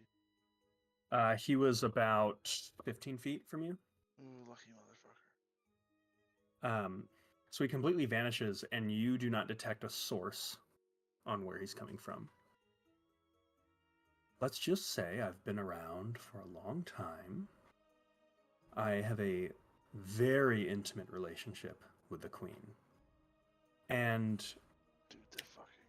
Yeah, they totally are. if and when she finds out that New Callum is under my protection, she'll know to leave it well enough alone. And with that, he reappears about 30 feet away from you and behind you, up by the table where you make all your decisions.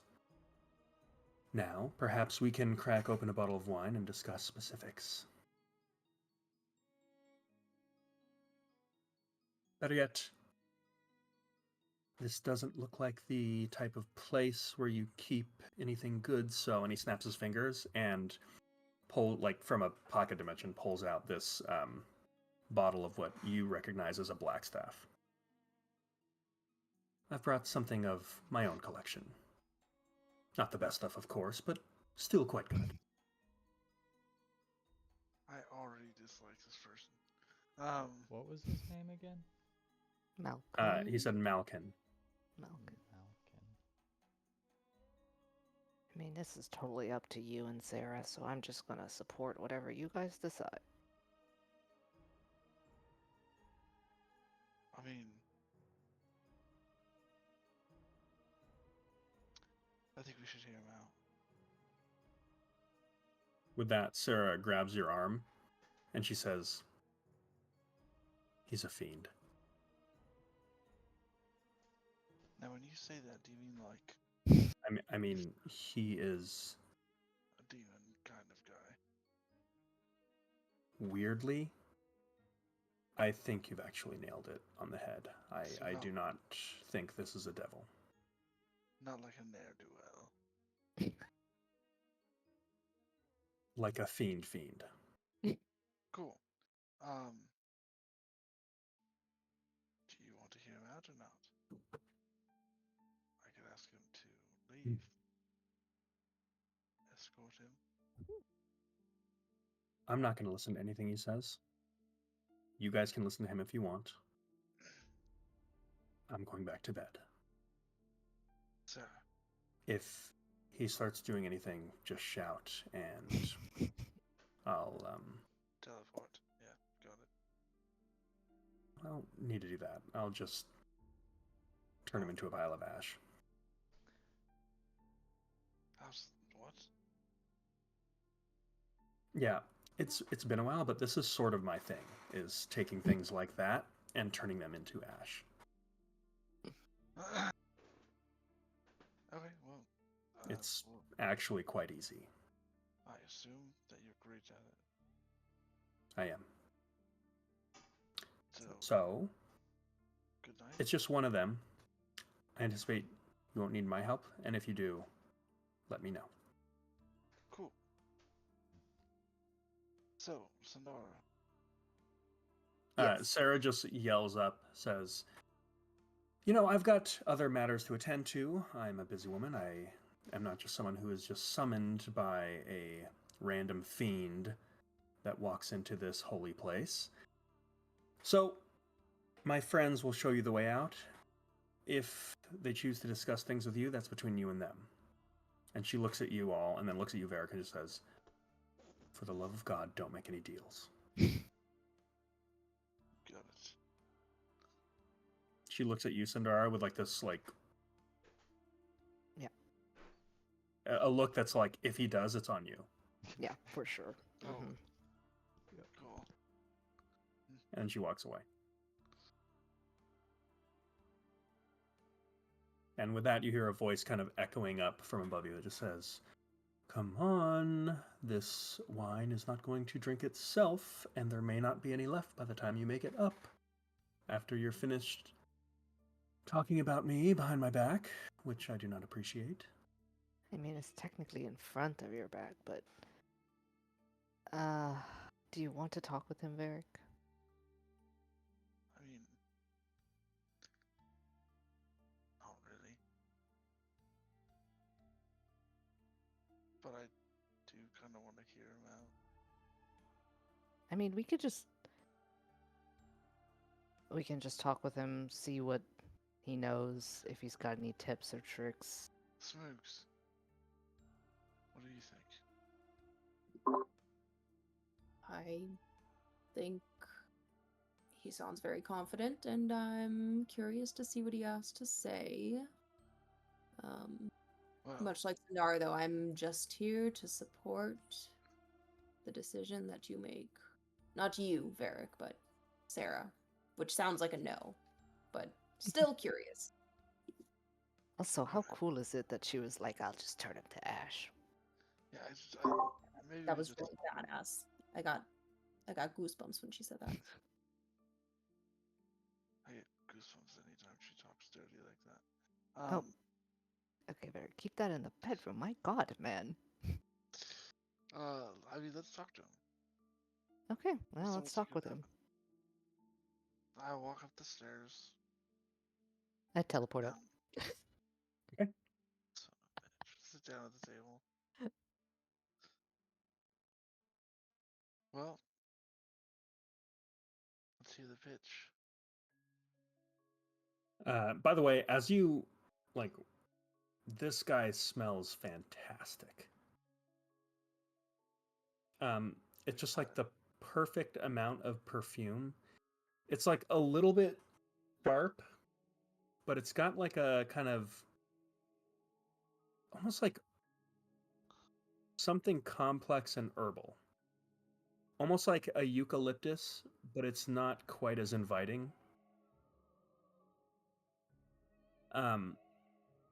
With that, he just says, "Well, you've already heard the pitch. There's not much else to it. I would become the lord of this town. Everyone would make a lot of money because I would also be sharing my vast network of connections, What kind of vendors,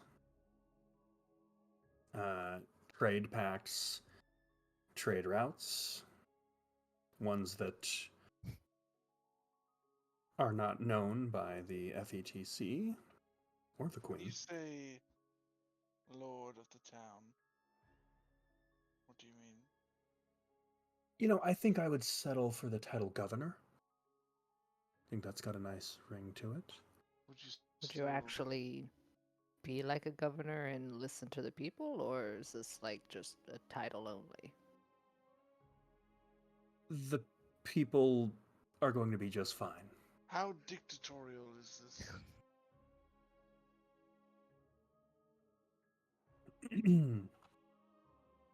um,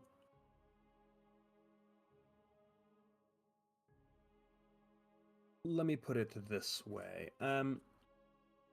If you're concerned about me being some kind of crude tyrant, that is absolutely not the case. And if we want to institute an election system or something like that, after, of course, I'm initially instated, give me a couple years, and Couple years.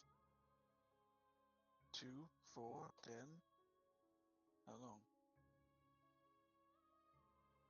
tell you what, why don't we make a bargain right now? Let's go for 4. How about we don't make a bargain right now?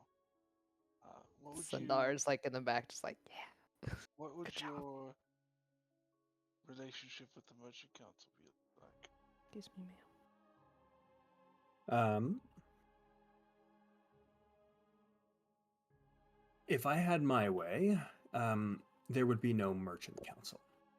I think they are a useless group of tired old men that do not understand the intricacies of modern business, and they're just parasites suckling off of the gold that floods through New Callum.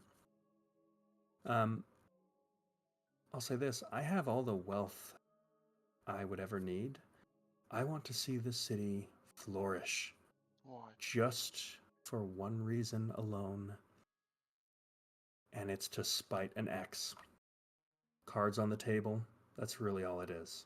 Who's And the look ex? at Varric and like make eye contact, like Who's the ex?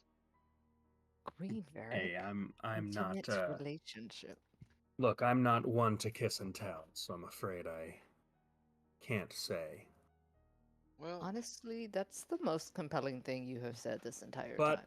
I'll tell you what, I'll give you a hint, and I'll just say it rhymes with Reen of Rightwater. cool. So you've come here just to spite her. No. I've come here on vacation to sample some of the local cuisine, and I've come here to make a deal with you where you put me in charge of the one jewel that's evaded her thus far, just to spite her, yes. Something she can't ignore. I look at Sandara questioningly. Alright, I presume we're sitting next to each other, right? Yeah. I lean in and try and whisper, honestly, very compelling reason.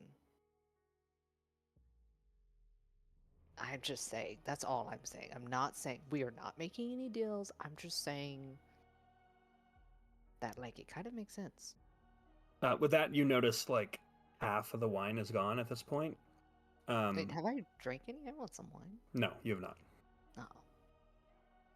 Oh. With that, he is going to just like make a hand motion, and some wine glasses are going to just like appear bottom up, and he's going to pour out enough glasses for everyone, and he's going to like push his hands forward, and the glasses are just going to like very unsettlingly like spin and slide over to everyone on this rough stone table. After mine stops, I'll gently press it away. So. Sorry, I don't drink. I will gently still his glass. Samugi also puts the glass away. And I move it towards Sandara. Okay, whoa. I would like everyone here to make a charisma saving throw. God fuck. Sus.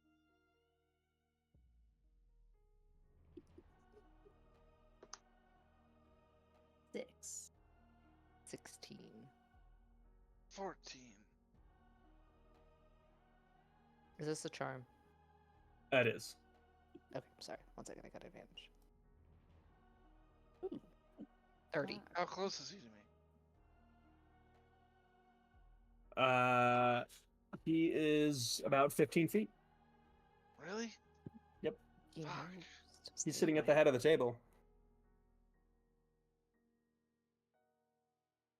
Yeah, 14. So everyone but Sandara, there's something that's just like, yes, Samugi? Jessica. I would just like to remind you that I have stillness of the mind, and I can use an action, even though we're not initiative, to end one effect that is causing me to be charmed or frightened. Okay. So in the time it takes you to use an action, you can end the following effect. So everyone except for Sandara and maybe Samugi in a short while. Cass, what did you get? You got a pretty high charisma. Cass isn't here. He bounced. Oh, he's gone. Yeah, my mistake. I'm not there. There is something that is so intoxicating about being in this person's presence. Like, even if he ever like looks at you, it's just something that kind of makes you feel really giddy. So did I fail the saving throw? By a lot, yes. Then I'm going to use my indomitable feat. Okay.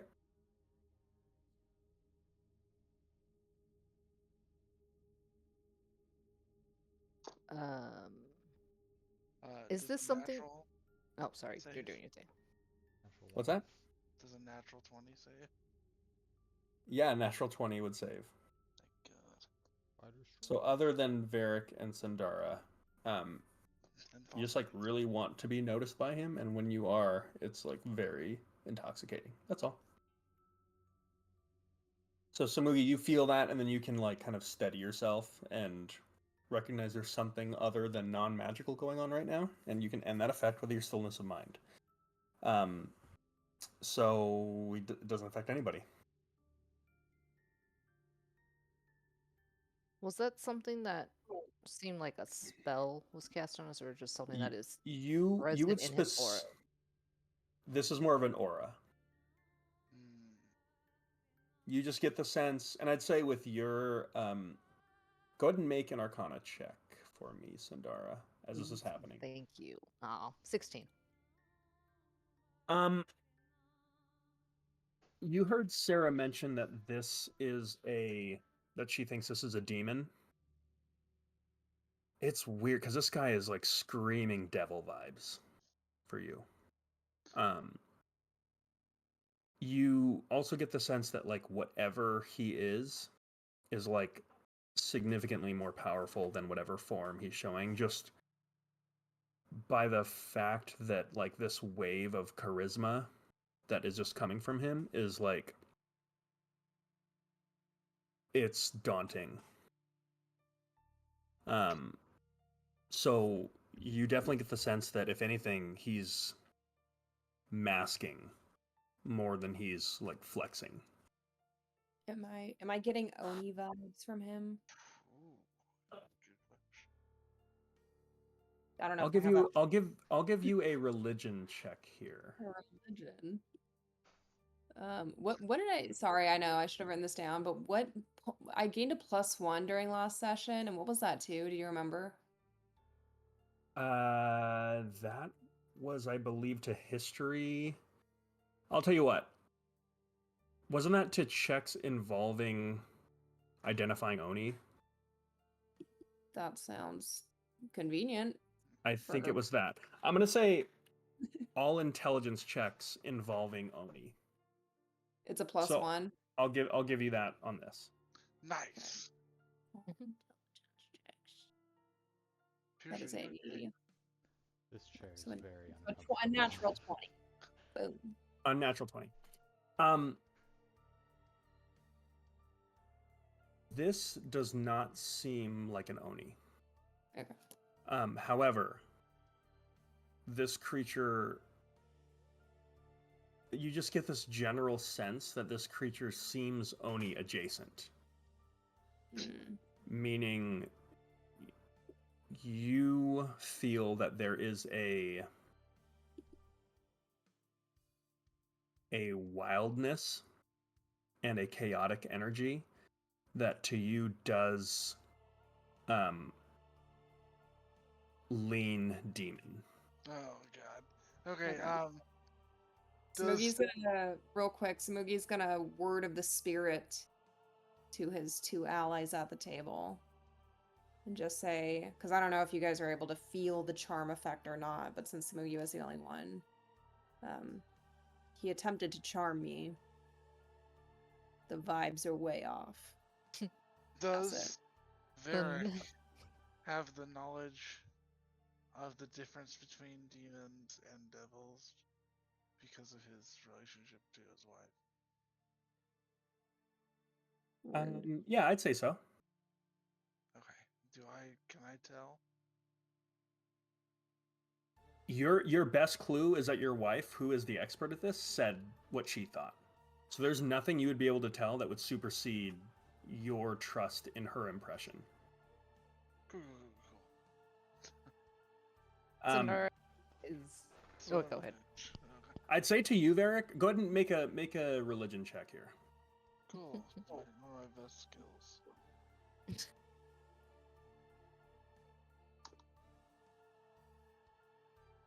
19. 19. Oh, sorry, minus 1, 18.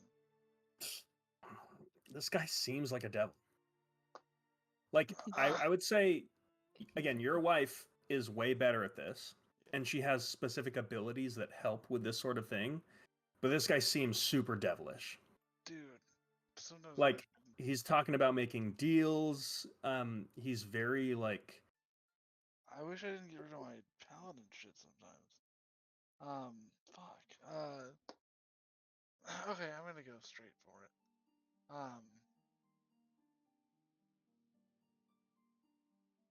Demon or devil?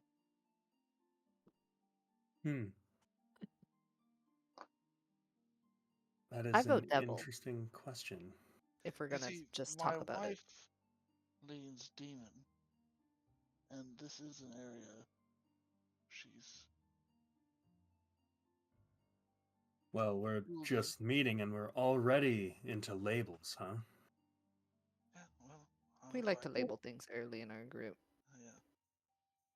I am leaning devil. You're talking a lot of deals and. Let me put it this way. I'm a rehabilitated devil.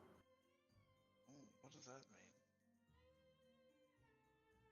There was a time where I got caught up in the rat race, the quest for power, and found it oh so fucking dull. So now I have put my fiendish origins behind, and I sort of do whatever feels good. And right now, that is becoming a great governor of this city. Okay, so let's get down to brass tacks. Right? What if we say, yeah, let's get you the governor? What's in it for you? Correct. The best soldiers that money can buy, immunity from the ire of the queen, and I could assist with the Duke, but I've learned a little bit about you all. Not much, but I don't think you'd need my help with that. I think you should be able to handle that just fine. So for all this, what does it cost? Nothing. You have nothing to offer me that I am remotely interested in. I don't want to sound, but my friends and the generally speaking, the places I go and the time that I spend doing things are so much more interesting than anyone here could even imagine. So, yeah, whatever it is you think you can offer, I'm good. So then why are you trying to charm us? I am not trying to charm you. Okay, Would you like me to try to charm you and see what that looks like? I'm cool. Okay. haven't Sundara's going noticed- to. But we clearly think gently- very highly of ourselves, thinking that I want you to be charmed by me so badly. Come on, have some class. Oh, I'm known for having none. Well, I appreciate your candor. Sundara slowly stands up. So when would you like an answer by? Depends on you. Although you were given a fortnight, the queen is planning on attacking tomorrow. So you could see how you do with the first wave. And why don't you do that? Just see how you fare, get a sense of how long you think you can keep that up. And if you want someone to just make it stop, then Just call you?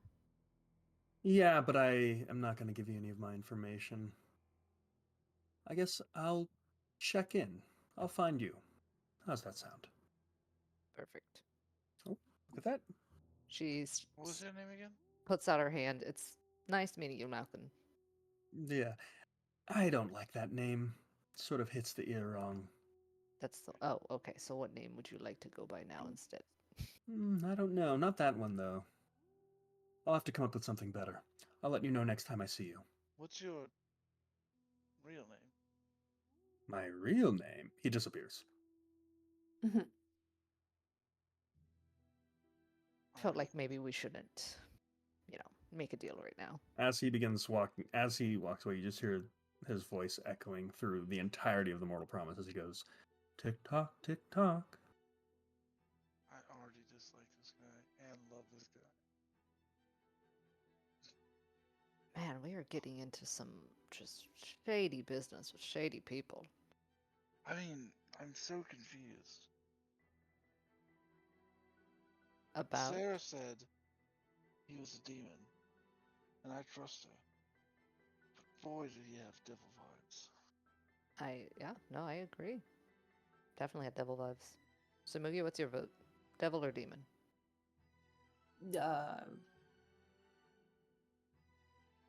What did I recall from my check? Demon. I'm partial to demon. Okay, well You we're know. pretty split.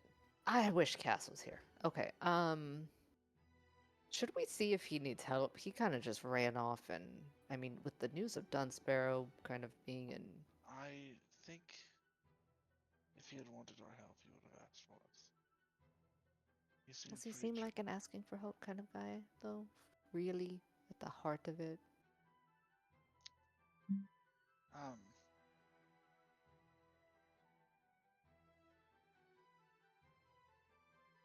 I sent a message.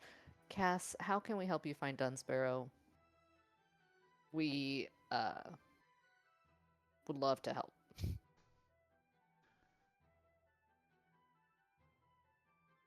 I'm going to ask more questions tonight. I should have a better idea. You don't have to help me. Message on the Palantir. What'd you say? He said he's going to try and find out some more information tonight, and that we don't have to help him.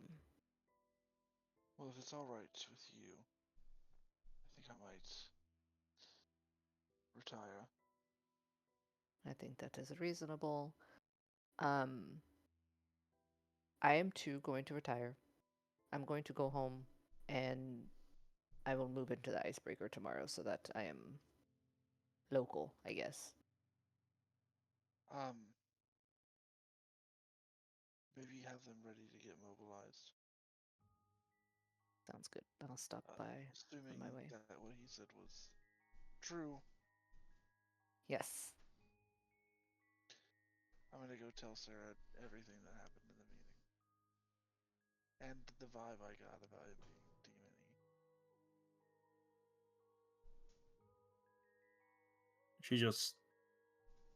She takes it all in and she just says, "What's your opinion?"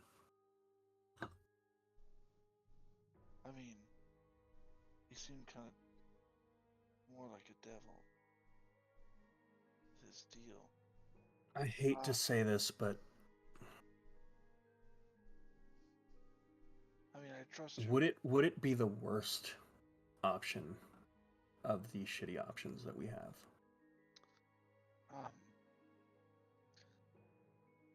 That's what I was going to say, actually. I mean, I think we should exhaust all other options, right? But Well, I also wanted to say he did say that they would be starting the attacks tomorrow, even though we were given a fortnight. right. So, What do we have to find out who this guy is. I asked him for his true name, but he laughed. Yeah, I mean, yeah, nice try. I mean, it's worth a shot, right? God, the queen is fucking a fiend. You think Seems like- so? Or is it Well- maybe they made a deal together or something? Or maybe they used to fuck. Sounds like they're not on speaking terms at the moment. You know, there's rumors that the queen was into witchcraft. Who could give us that information, though? That's kind of where I'm at. I think that would help us, is if we could find more information about who this is. You know who might have more information on the Queen? Is the FETC. Seeing as they're at odds, it would behoove them to do. I still have some connections. Maybe. Can put out a couple feelers. I don't think it's going to help us before tonight or tomorrow. No, but it'll get the ball So rolling. until then, we're really doing this then. Are you all going to be joining us then? I will. Sandara's going back to her house, and then in the morning she's gonna get the icebreaker to, back on the run to Okay. assist. I don't know about Cass. He kind of slunk off. You know what? Let's figure this out tomorrow, and for now, you come to bed. I'm exhausted. She's gonna start rubbing her shoulders and yeah. Fade to black. Yeah. Fade to black.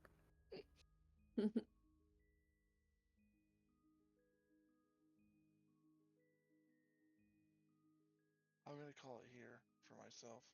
Okay. I have to be up and, obviously my schedule's not as crazy as. No, you don't have to explain. No. I appreciate that you made it. But you know what I do? Smash. So All right. I'll see you guys around. See you, James. All Hey there, right. James. Okay. With that, is anyone else doing anything before the night comes to a close? I'll actually stop by the icebreaker before teleporting back. And just tell them to get ready for an attack in the morning. I imagine it's like in restaurant mode for the last couple months. Actually, I don't know what they've been doing.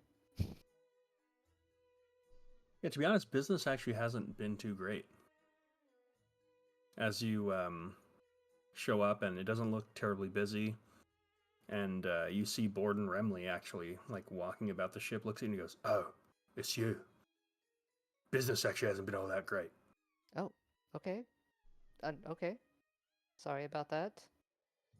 Well, yeah, I mean, you all just went off for a proper fuck about. Now the city's gone to shit.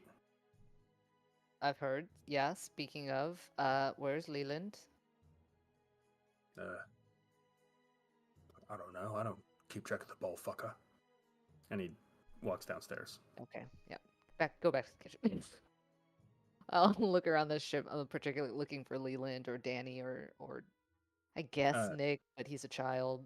Yeah, I mean, you see Nick, whose eyebrows raise up, he gets excited, raises his hand, he goes, "Oh, hey." Hi Nick. Yeah, it's a long time no see. Where's how are you doing? You okay? I'm great. How was your trip? It was Where'd you go? good. To Mechanus. Have you heard of it? No. Yeah, Is that kind of like Brightwater? kind of. It's a little bit different, but similar vibes. Yeah. Nice. I've never been to Brightwater, so I don't even know what that's like. Oh, okay. Uh, I pull out like some little random clockwork trinket. And they've got stuff like this here, and give it to him. Yeah. If you turn the thing, it flies a little bit. Oh. He is turning it the wrong way. Oh, other way. Oh, yep, got it. That's why they call it clockwise. Where is Leland or maybe Danny? Well, I mean, Danny can help you. I can. Yeah, they're both up. Yeah, they're both up here. Yeah. No, you're doing great, Nick. Pat You watch on as the he shoulder. spins up the clockwork thing and it flies off the ship. Oh. Oh, Okay, make many more of those. It's very fine. sad for me. Okay. Okay, so you go with the ship and you see Leland and Danny kind of both just like leaning over the rails. They're both smoking cigars. Leland, Danny, hi. Oh, hey, Captain. Hello. How you guys been doing? Okay out here? Ship's good. You're good. There something you need, Captain? Sorry, I know I'm not the most captainy captain. Um. So, New Callum's going to be attacked tomorrow, probably by sea. I think we should Okay. prepare the icebreaker for that. So, which side are we gonna be on, Captain? We're going to be on the New Callum side. Got it. Of course. Yeah, against the ships coming into. The ships that come in to fight are the ones we want to. So Danny just goes. So he raises a glass that he's drinking out of and just goes. So we're on D. Yes, we are on D. What does that mean? I don't know, but sounds Defense. correct. We're gonna put up a goal line defense. A goal line. Yeah. Perfect. Do you guys need anything? I know I've been gone for like months, so just Yeah, I checking mean, in. the ship's just been stuck here, not able to move since you've been gone. What So can you say? That's weird stuff, you know? And I'll just bend down and commune with the ship and like check to see if anything's broken or needs repairs. no. Ship's doing okay. Okay. Yeah. So yeah, I guess just prepare for battle. Woo.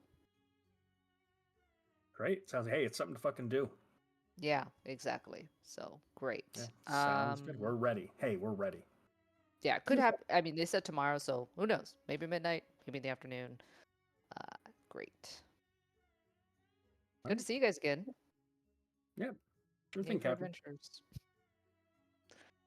And I will leave awkwardly. Yep. She's like, God, I wish Cass was here. All right. Anything else for you, Sundara? Nope. Okay. Moogie Man. Anything for you? Samugi is. Well, how much time do we have until like midnight? I'd say maybe 3 hours.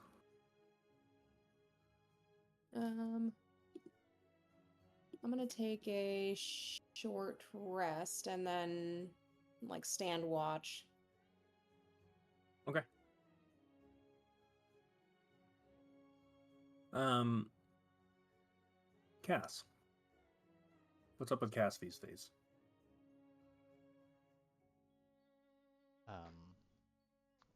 So it's like 9 o'clock right now. Yes. Okay. Cass looks like a male half elf. Short, black hair, sort of slicked back, ordinary clothes on. He is wandering through some alleys in New Callum, making his way to a rooftop that is within sight of the Whispering Tower, Okay. but 60 feet away, ideally, if there is one. Okay. Yeah, I mean, there's not going to be any buildings that are taller than the Whispering Tower that are close by. That's fine. So you can get on a roof for sure. Well, give me a stealth check first, because this place is crawling with clockwork sentinels. Natural 19. 26. Okay.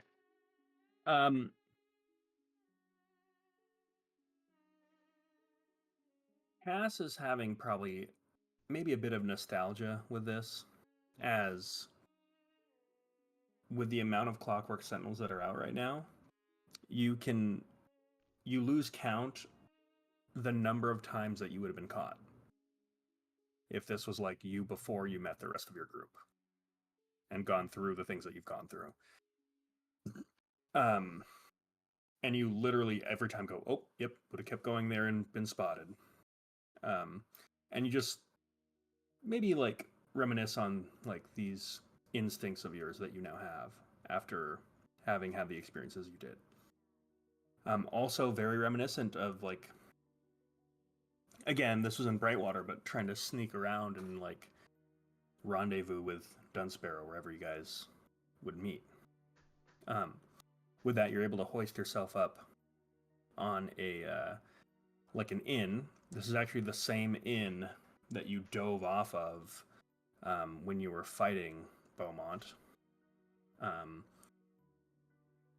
Yeah, so you have a great view of the Whispering Tower from here. As he pulls himself up there, he slinks. He's like lays on the floor, belly to the floor, and says, "All right, traveler. Sorry for all these questions." He casts Commune again. The 3 questions are: is Dunsparrow under the Whispering Tower? Yes. Okay, I don't really need the other 2 questions then.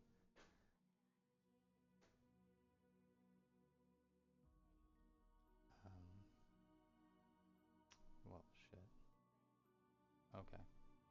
Yeah, he doesn't use the other 2 questions. Okay.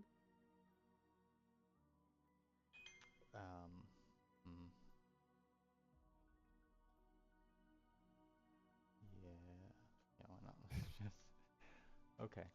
So he casts Dream. Okay. On Oswald. Okay.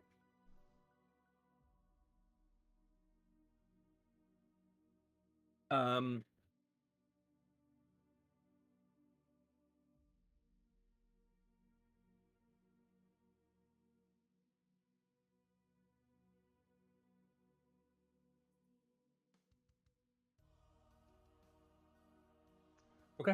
Ooh, wait, hold on.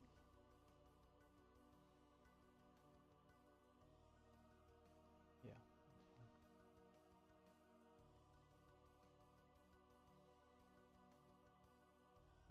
goes through? Yep. Okay.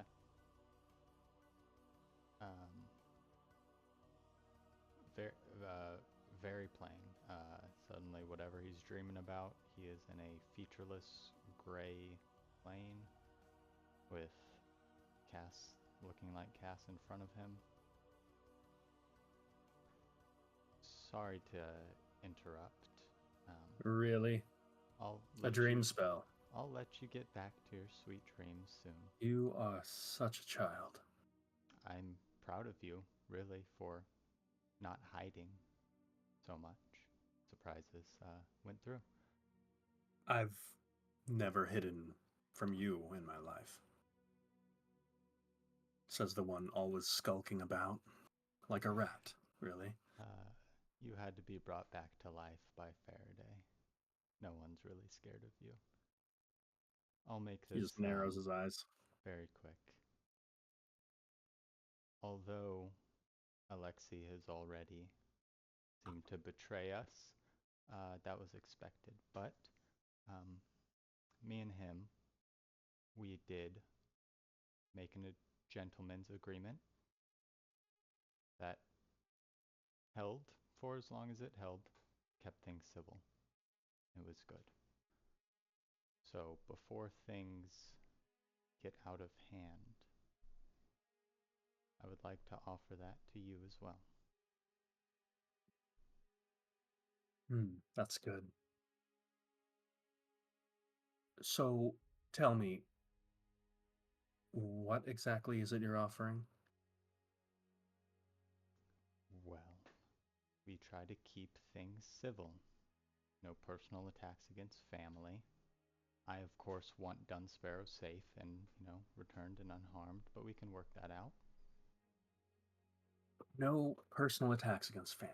So, who of my family would you consider attacking if we didn't make this deal?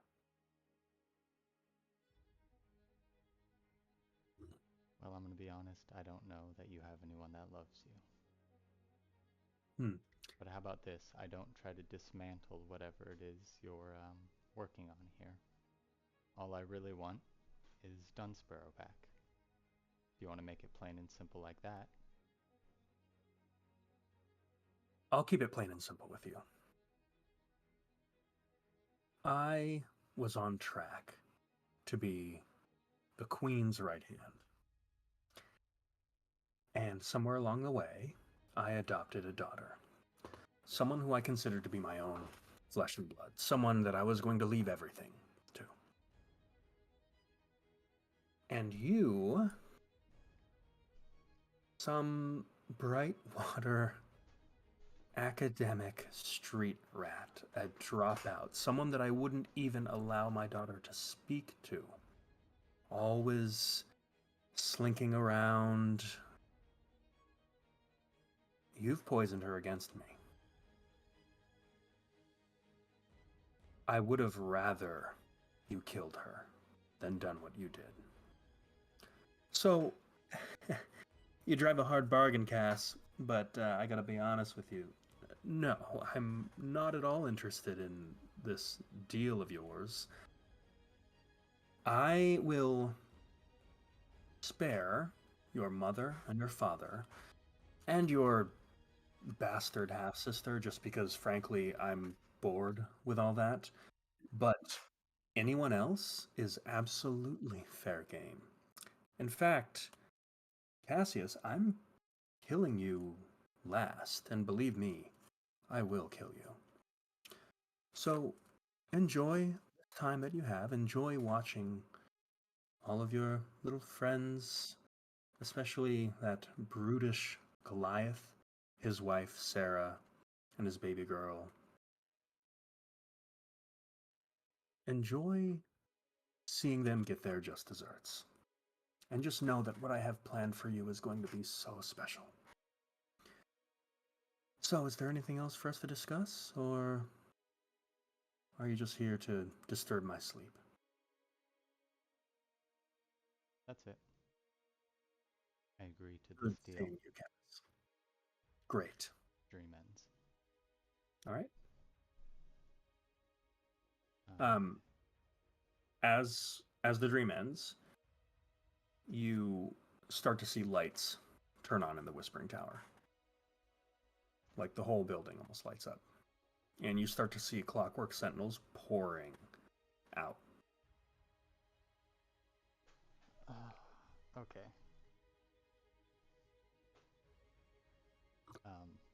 Okay, I'm sorry. I am going to cast Planar Ally, reaching out to the traveler, beseeching the aid of some otherworldly entity to do a task for me. Okay. I don't know what kind of thing I will get.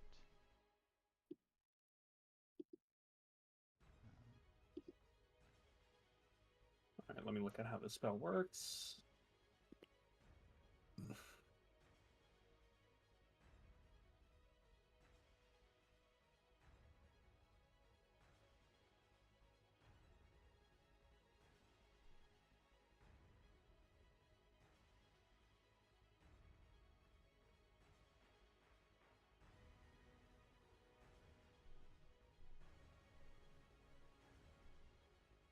Okay.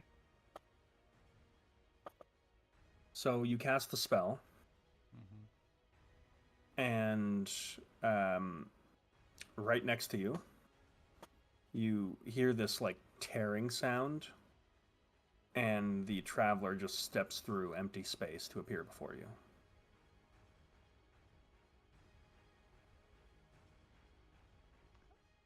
I've got to say, Cass, you are getting quite needy. I don't appreciate being summoned like this, so why don't you go ahead and speak your piece? Well, I'd just like to remind you, it binds both ways, and I didn't expect you. I need you to get something to Dunsparrow. She's under that manor over there, probably locked away somewhere. I know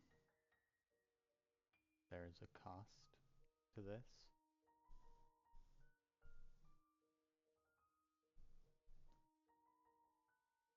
What is it you would like me to get to her?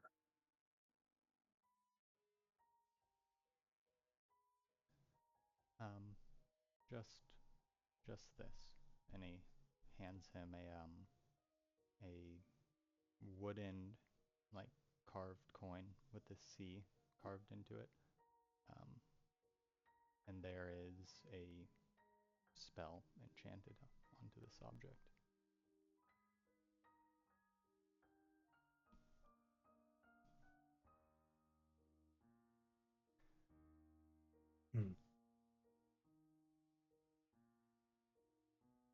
And haven't I given you the tools that you need to get it to her yourself? You have. This is one of the tools. Give me a persuasion check against the traveler. Persuading a god. Yeah, that's appropriate. Well, that's a natural 2, but 25, I think. Yeah, 25. Jesus Christ.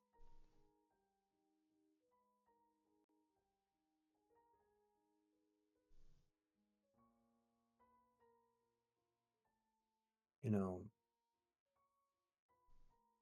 it's not supposed to be like this.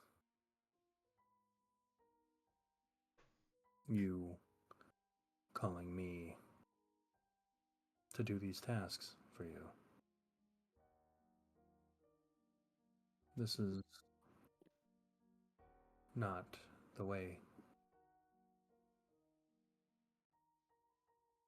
I will honor a deal, but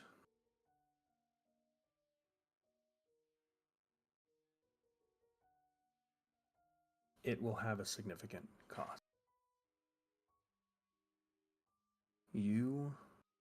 My price is that you will,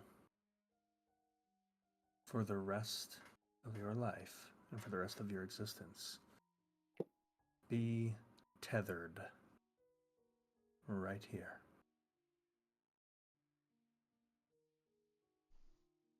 Her freedom for yours.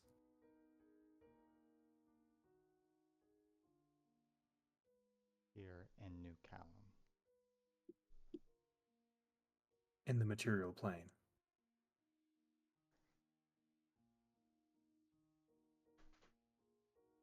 No more glimpses of home, because frankly, it's distracting you.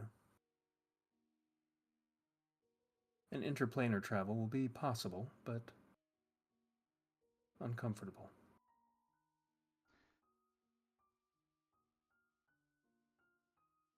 That's fine. I got what I needed out of With home. that, as you start talking, his hand shoots forward and you feel his palm on your forehead and your body just goes ice cold. And for a second you just hear the sound of blood rushing in your ears. And as you kind of open your eyes again, he's standing before you kind of with this curious look. With that, he just looks at the coin, looks behind him, and you watch as this very small figure in black kind of steps up. You see this lithe female tabaxi form, kind of charcoal colored fur, very like kind of puffy under like this like slick black leather. And with that, he just flicks the coin at her, and she catches it and slips it into a pouch. And then, like a shadow from like a bird or something like that moving at speed is just gone. You watch as she goes on all fours and then leaps off the building. And before she hits, you like see her illuminated by the moonlight. And as she disappears behind another building, is gone. You don't hear her land. Just completely disappears.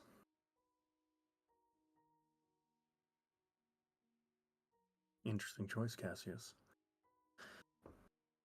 Far be it for me to tell you how to do your work, but you're getting a little reckless, aren't you? Well, yes. Yes, I am. As he stands up, the coin has magic mouth on it.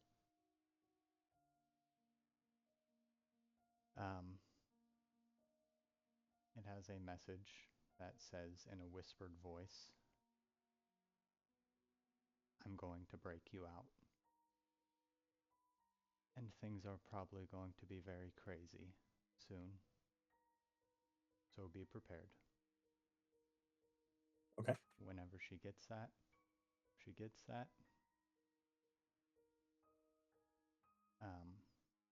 and Cass stands and waits for like 5 minutes, and reaches into his pocket and grabs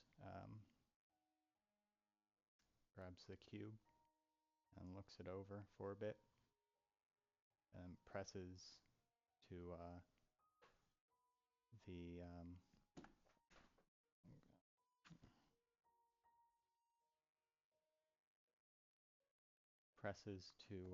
one of the hells. I don't know if I've ever mapped it out yet. Okay. And creates a 20-foot circular portal above the manor to one of the hells. Okay. You do that? And then runs. Okay. After a short while, a few devils begin to poke out. And a few more. And then more after that. A swarm of flying imps, and pretty soon it's pandemonium in the square. You run to the sound of gnashing metal as the Clockwork Sentinels are doing their best to deal with what's going on at this portal. And then after a few minutes, you notably hear things go quiet as the portal itself is closed.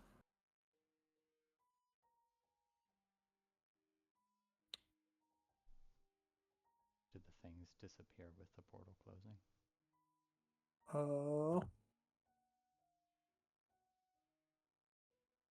I don't think so. No. Okay.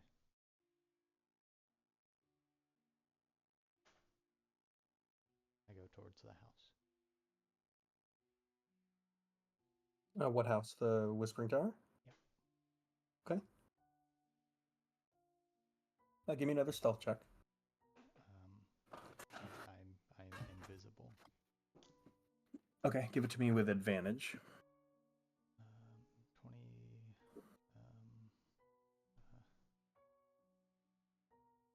26. Okay.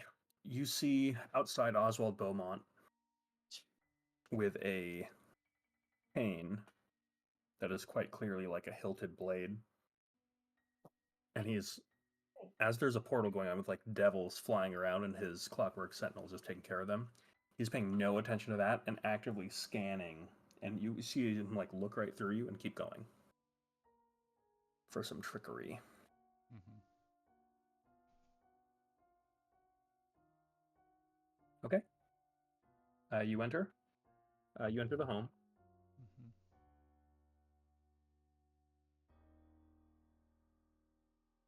And I just try to make my way down.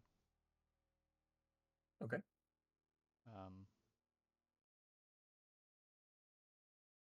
Actually, no, I don't. I cast locate objects on the coin. Okay. It is 2 floors down.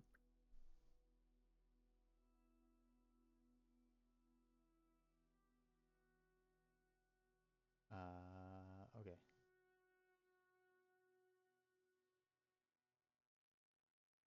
Avoiding sentinels best I can, because I don't know if they can see invisible things. I try to make my way 2 floors down. Okay. With this distraction, I'm going to say you can, and you've been here before, you can make your way 2 floors down to the point where you get to a door that is pretty clearly locked quite heavily.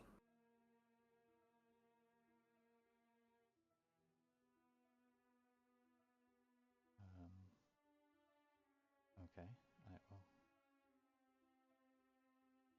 Well, fuck. I will. The way this door looks is there's a tiny little like a food flap. Like a pedal. There is like a food flap at the door. I'm gonna open it. See Okay. And see what's inside. You take a look. It is blindingly bright in here. Like you can't see, it's so bright. Okay.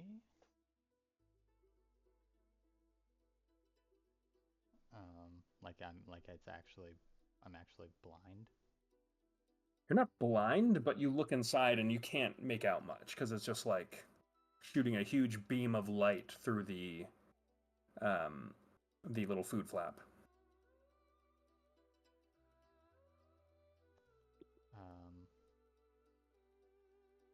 Okay. So I can. This is concentration.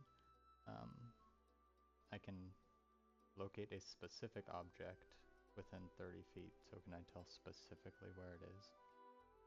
Yeah, I'd say it's at your like 9 o'clock as you're facing the door. Okay. With that in mind, I will use my.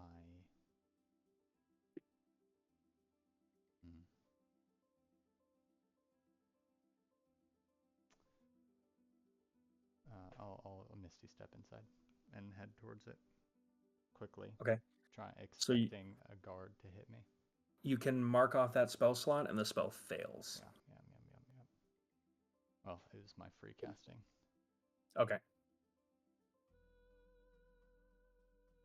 Uh, I would say a runic pattern appears in the space as you attempt that spell and fades. Okay, I will cast Dispel Magic at 5th level. Okay. Give me an Arcana check. And take advantage on this. I am no longer invisible. Arcana check is 22. Okay.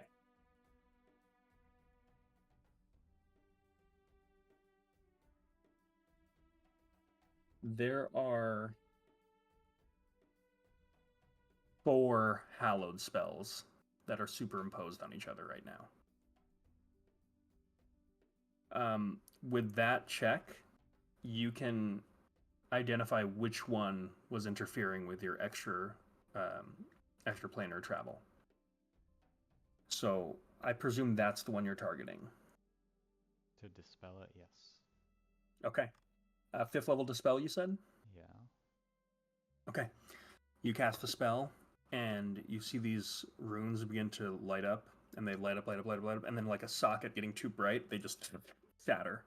And there's this explosion of runes in like a sequence that goes around the whole room.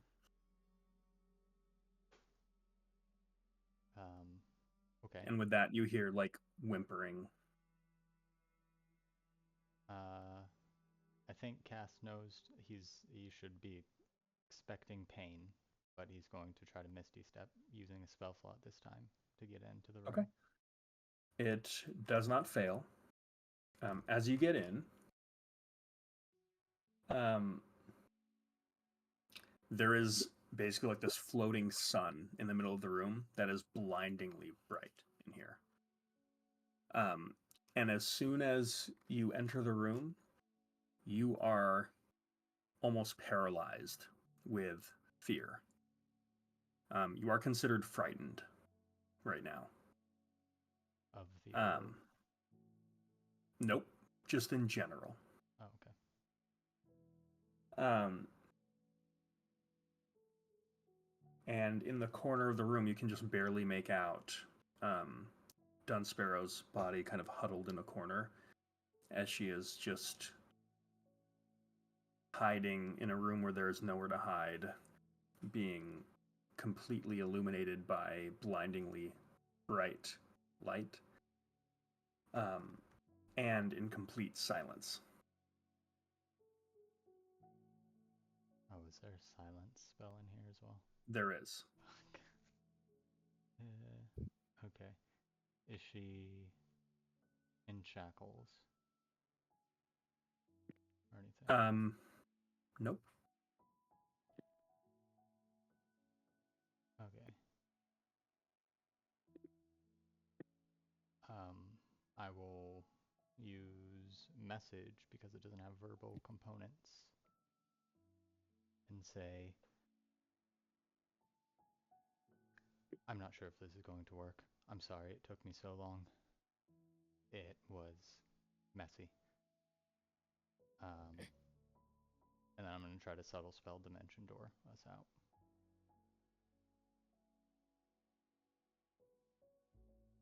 That works. And with that, on your solo escapade in the lair of Oswald Beaumont, you don't get captured, killed, or trapped inside of this multi-hallowed dungeon that is supposed to be impenetrable to spellcasters unless they have subtle spell. Or the ability to dispel the magic in there without using verbal components. You make it out with Dunsparrow. She looks dehydrated, like kind of emaciated, and as soon as she makes it out in the light of the moon, you just see this weight lifted off her shoulders as the fear effect and the blinding light that she was constantly exposed to are gone. And she just kind of like drops to her knees, weeping, and then just like hugs you across the waist very tightly.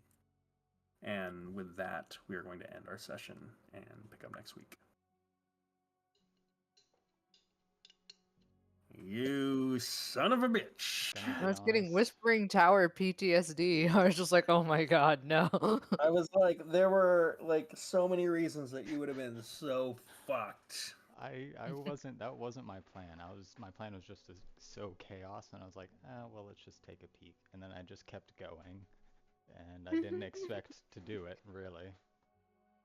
You I mean, that's what happened last time. We're like, let's What? just take a peek. Yeah. Yeah, I mean, I guess you tried to go in. Did you know it was a hallow spell that was stopping you? No. But just some kind of magical effect that stopped interplanar. Yeah, we've. Or I extra-dimensional mean, my travel. reasoning was we've cast Hallow on basically every Yeah. friendly establishment, so he was familiar with it. Yeah. He was expecting to like get hurt and all that shit, but yeah, I didn't really have a plan if that didn't work. So I just kind of fully committed and My perfect prison. I'm sorry. Ruined. I'm sorry.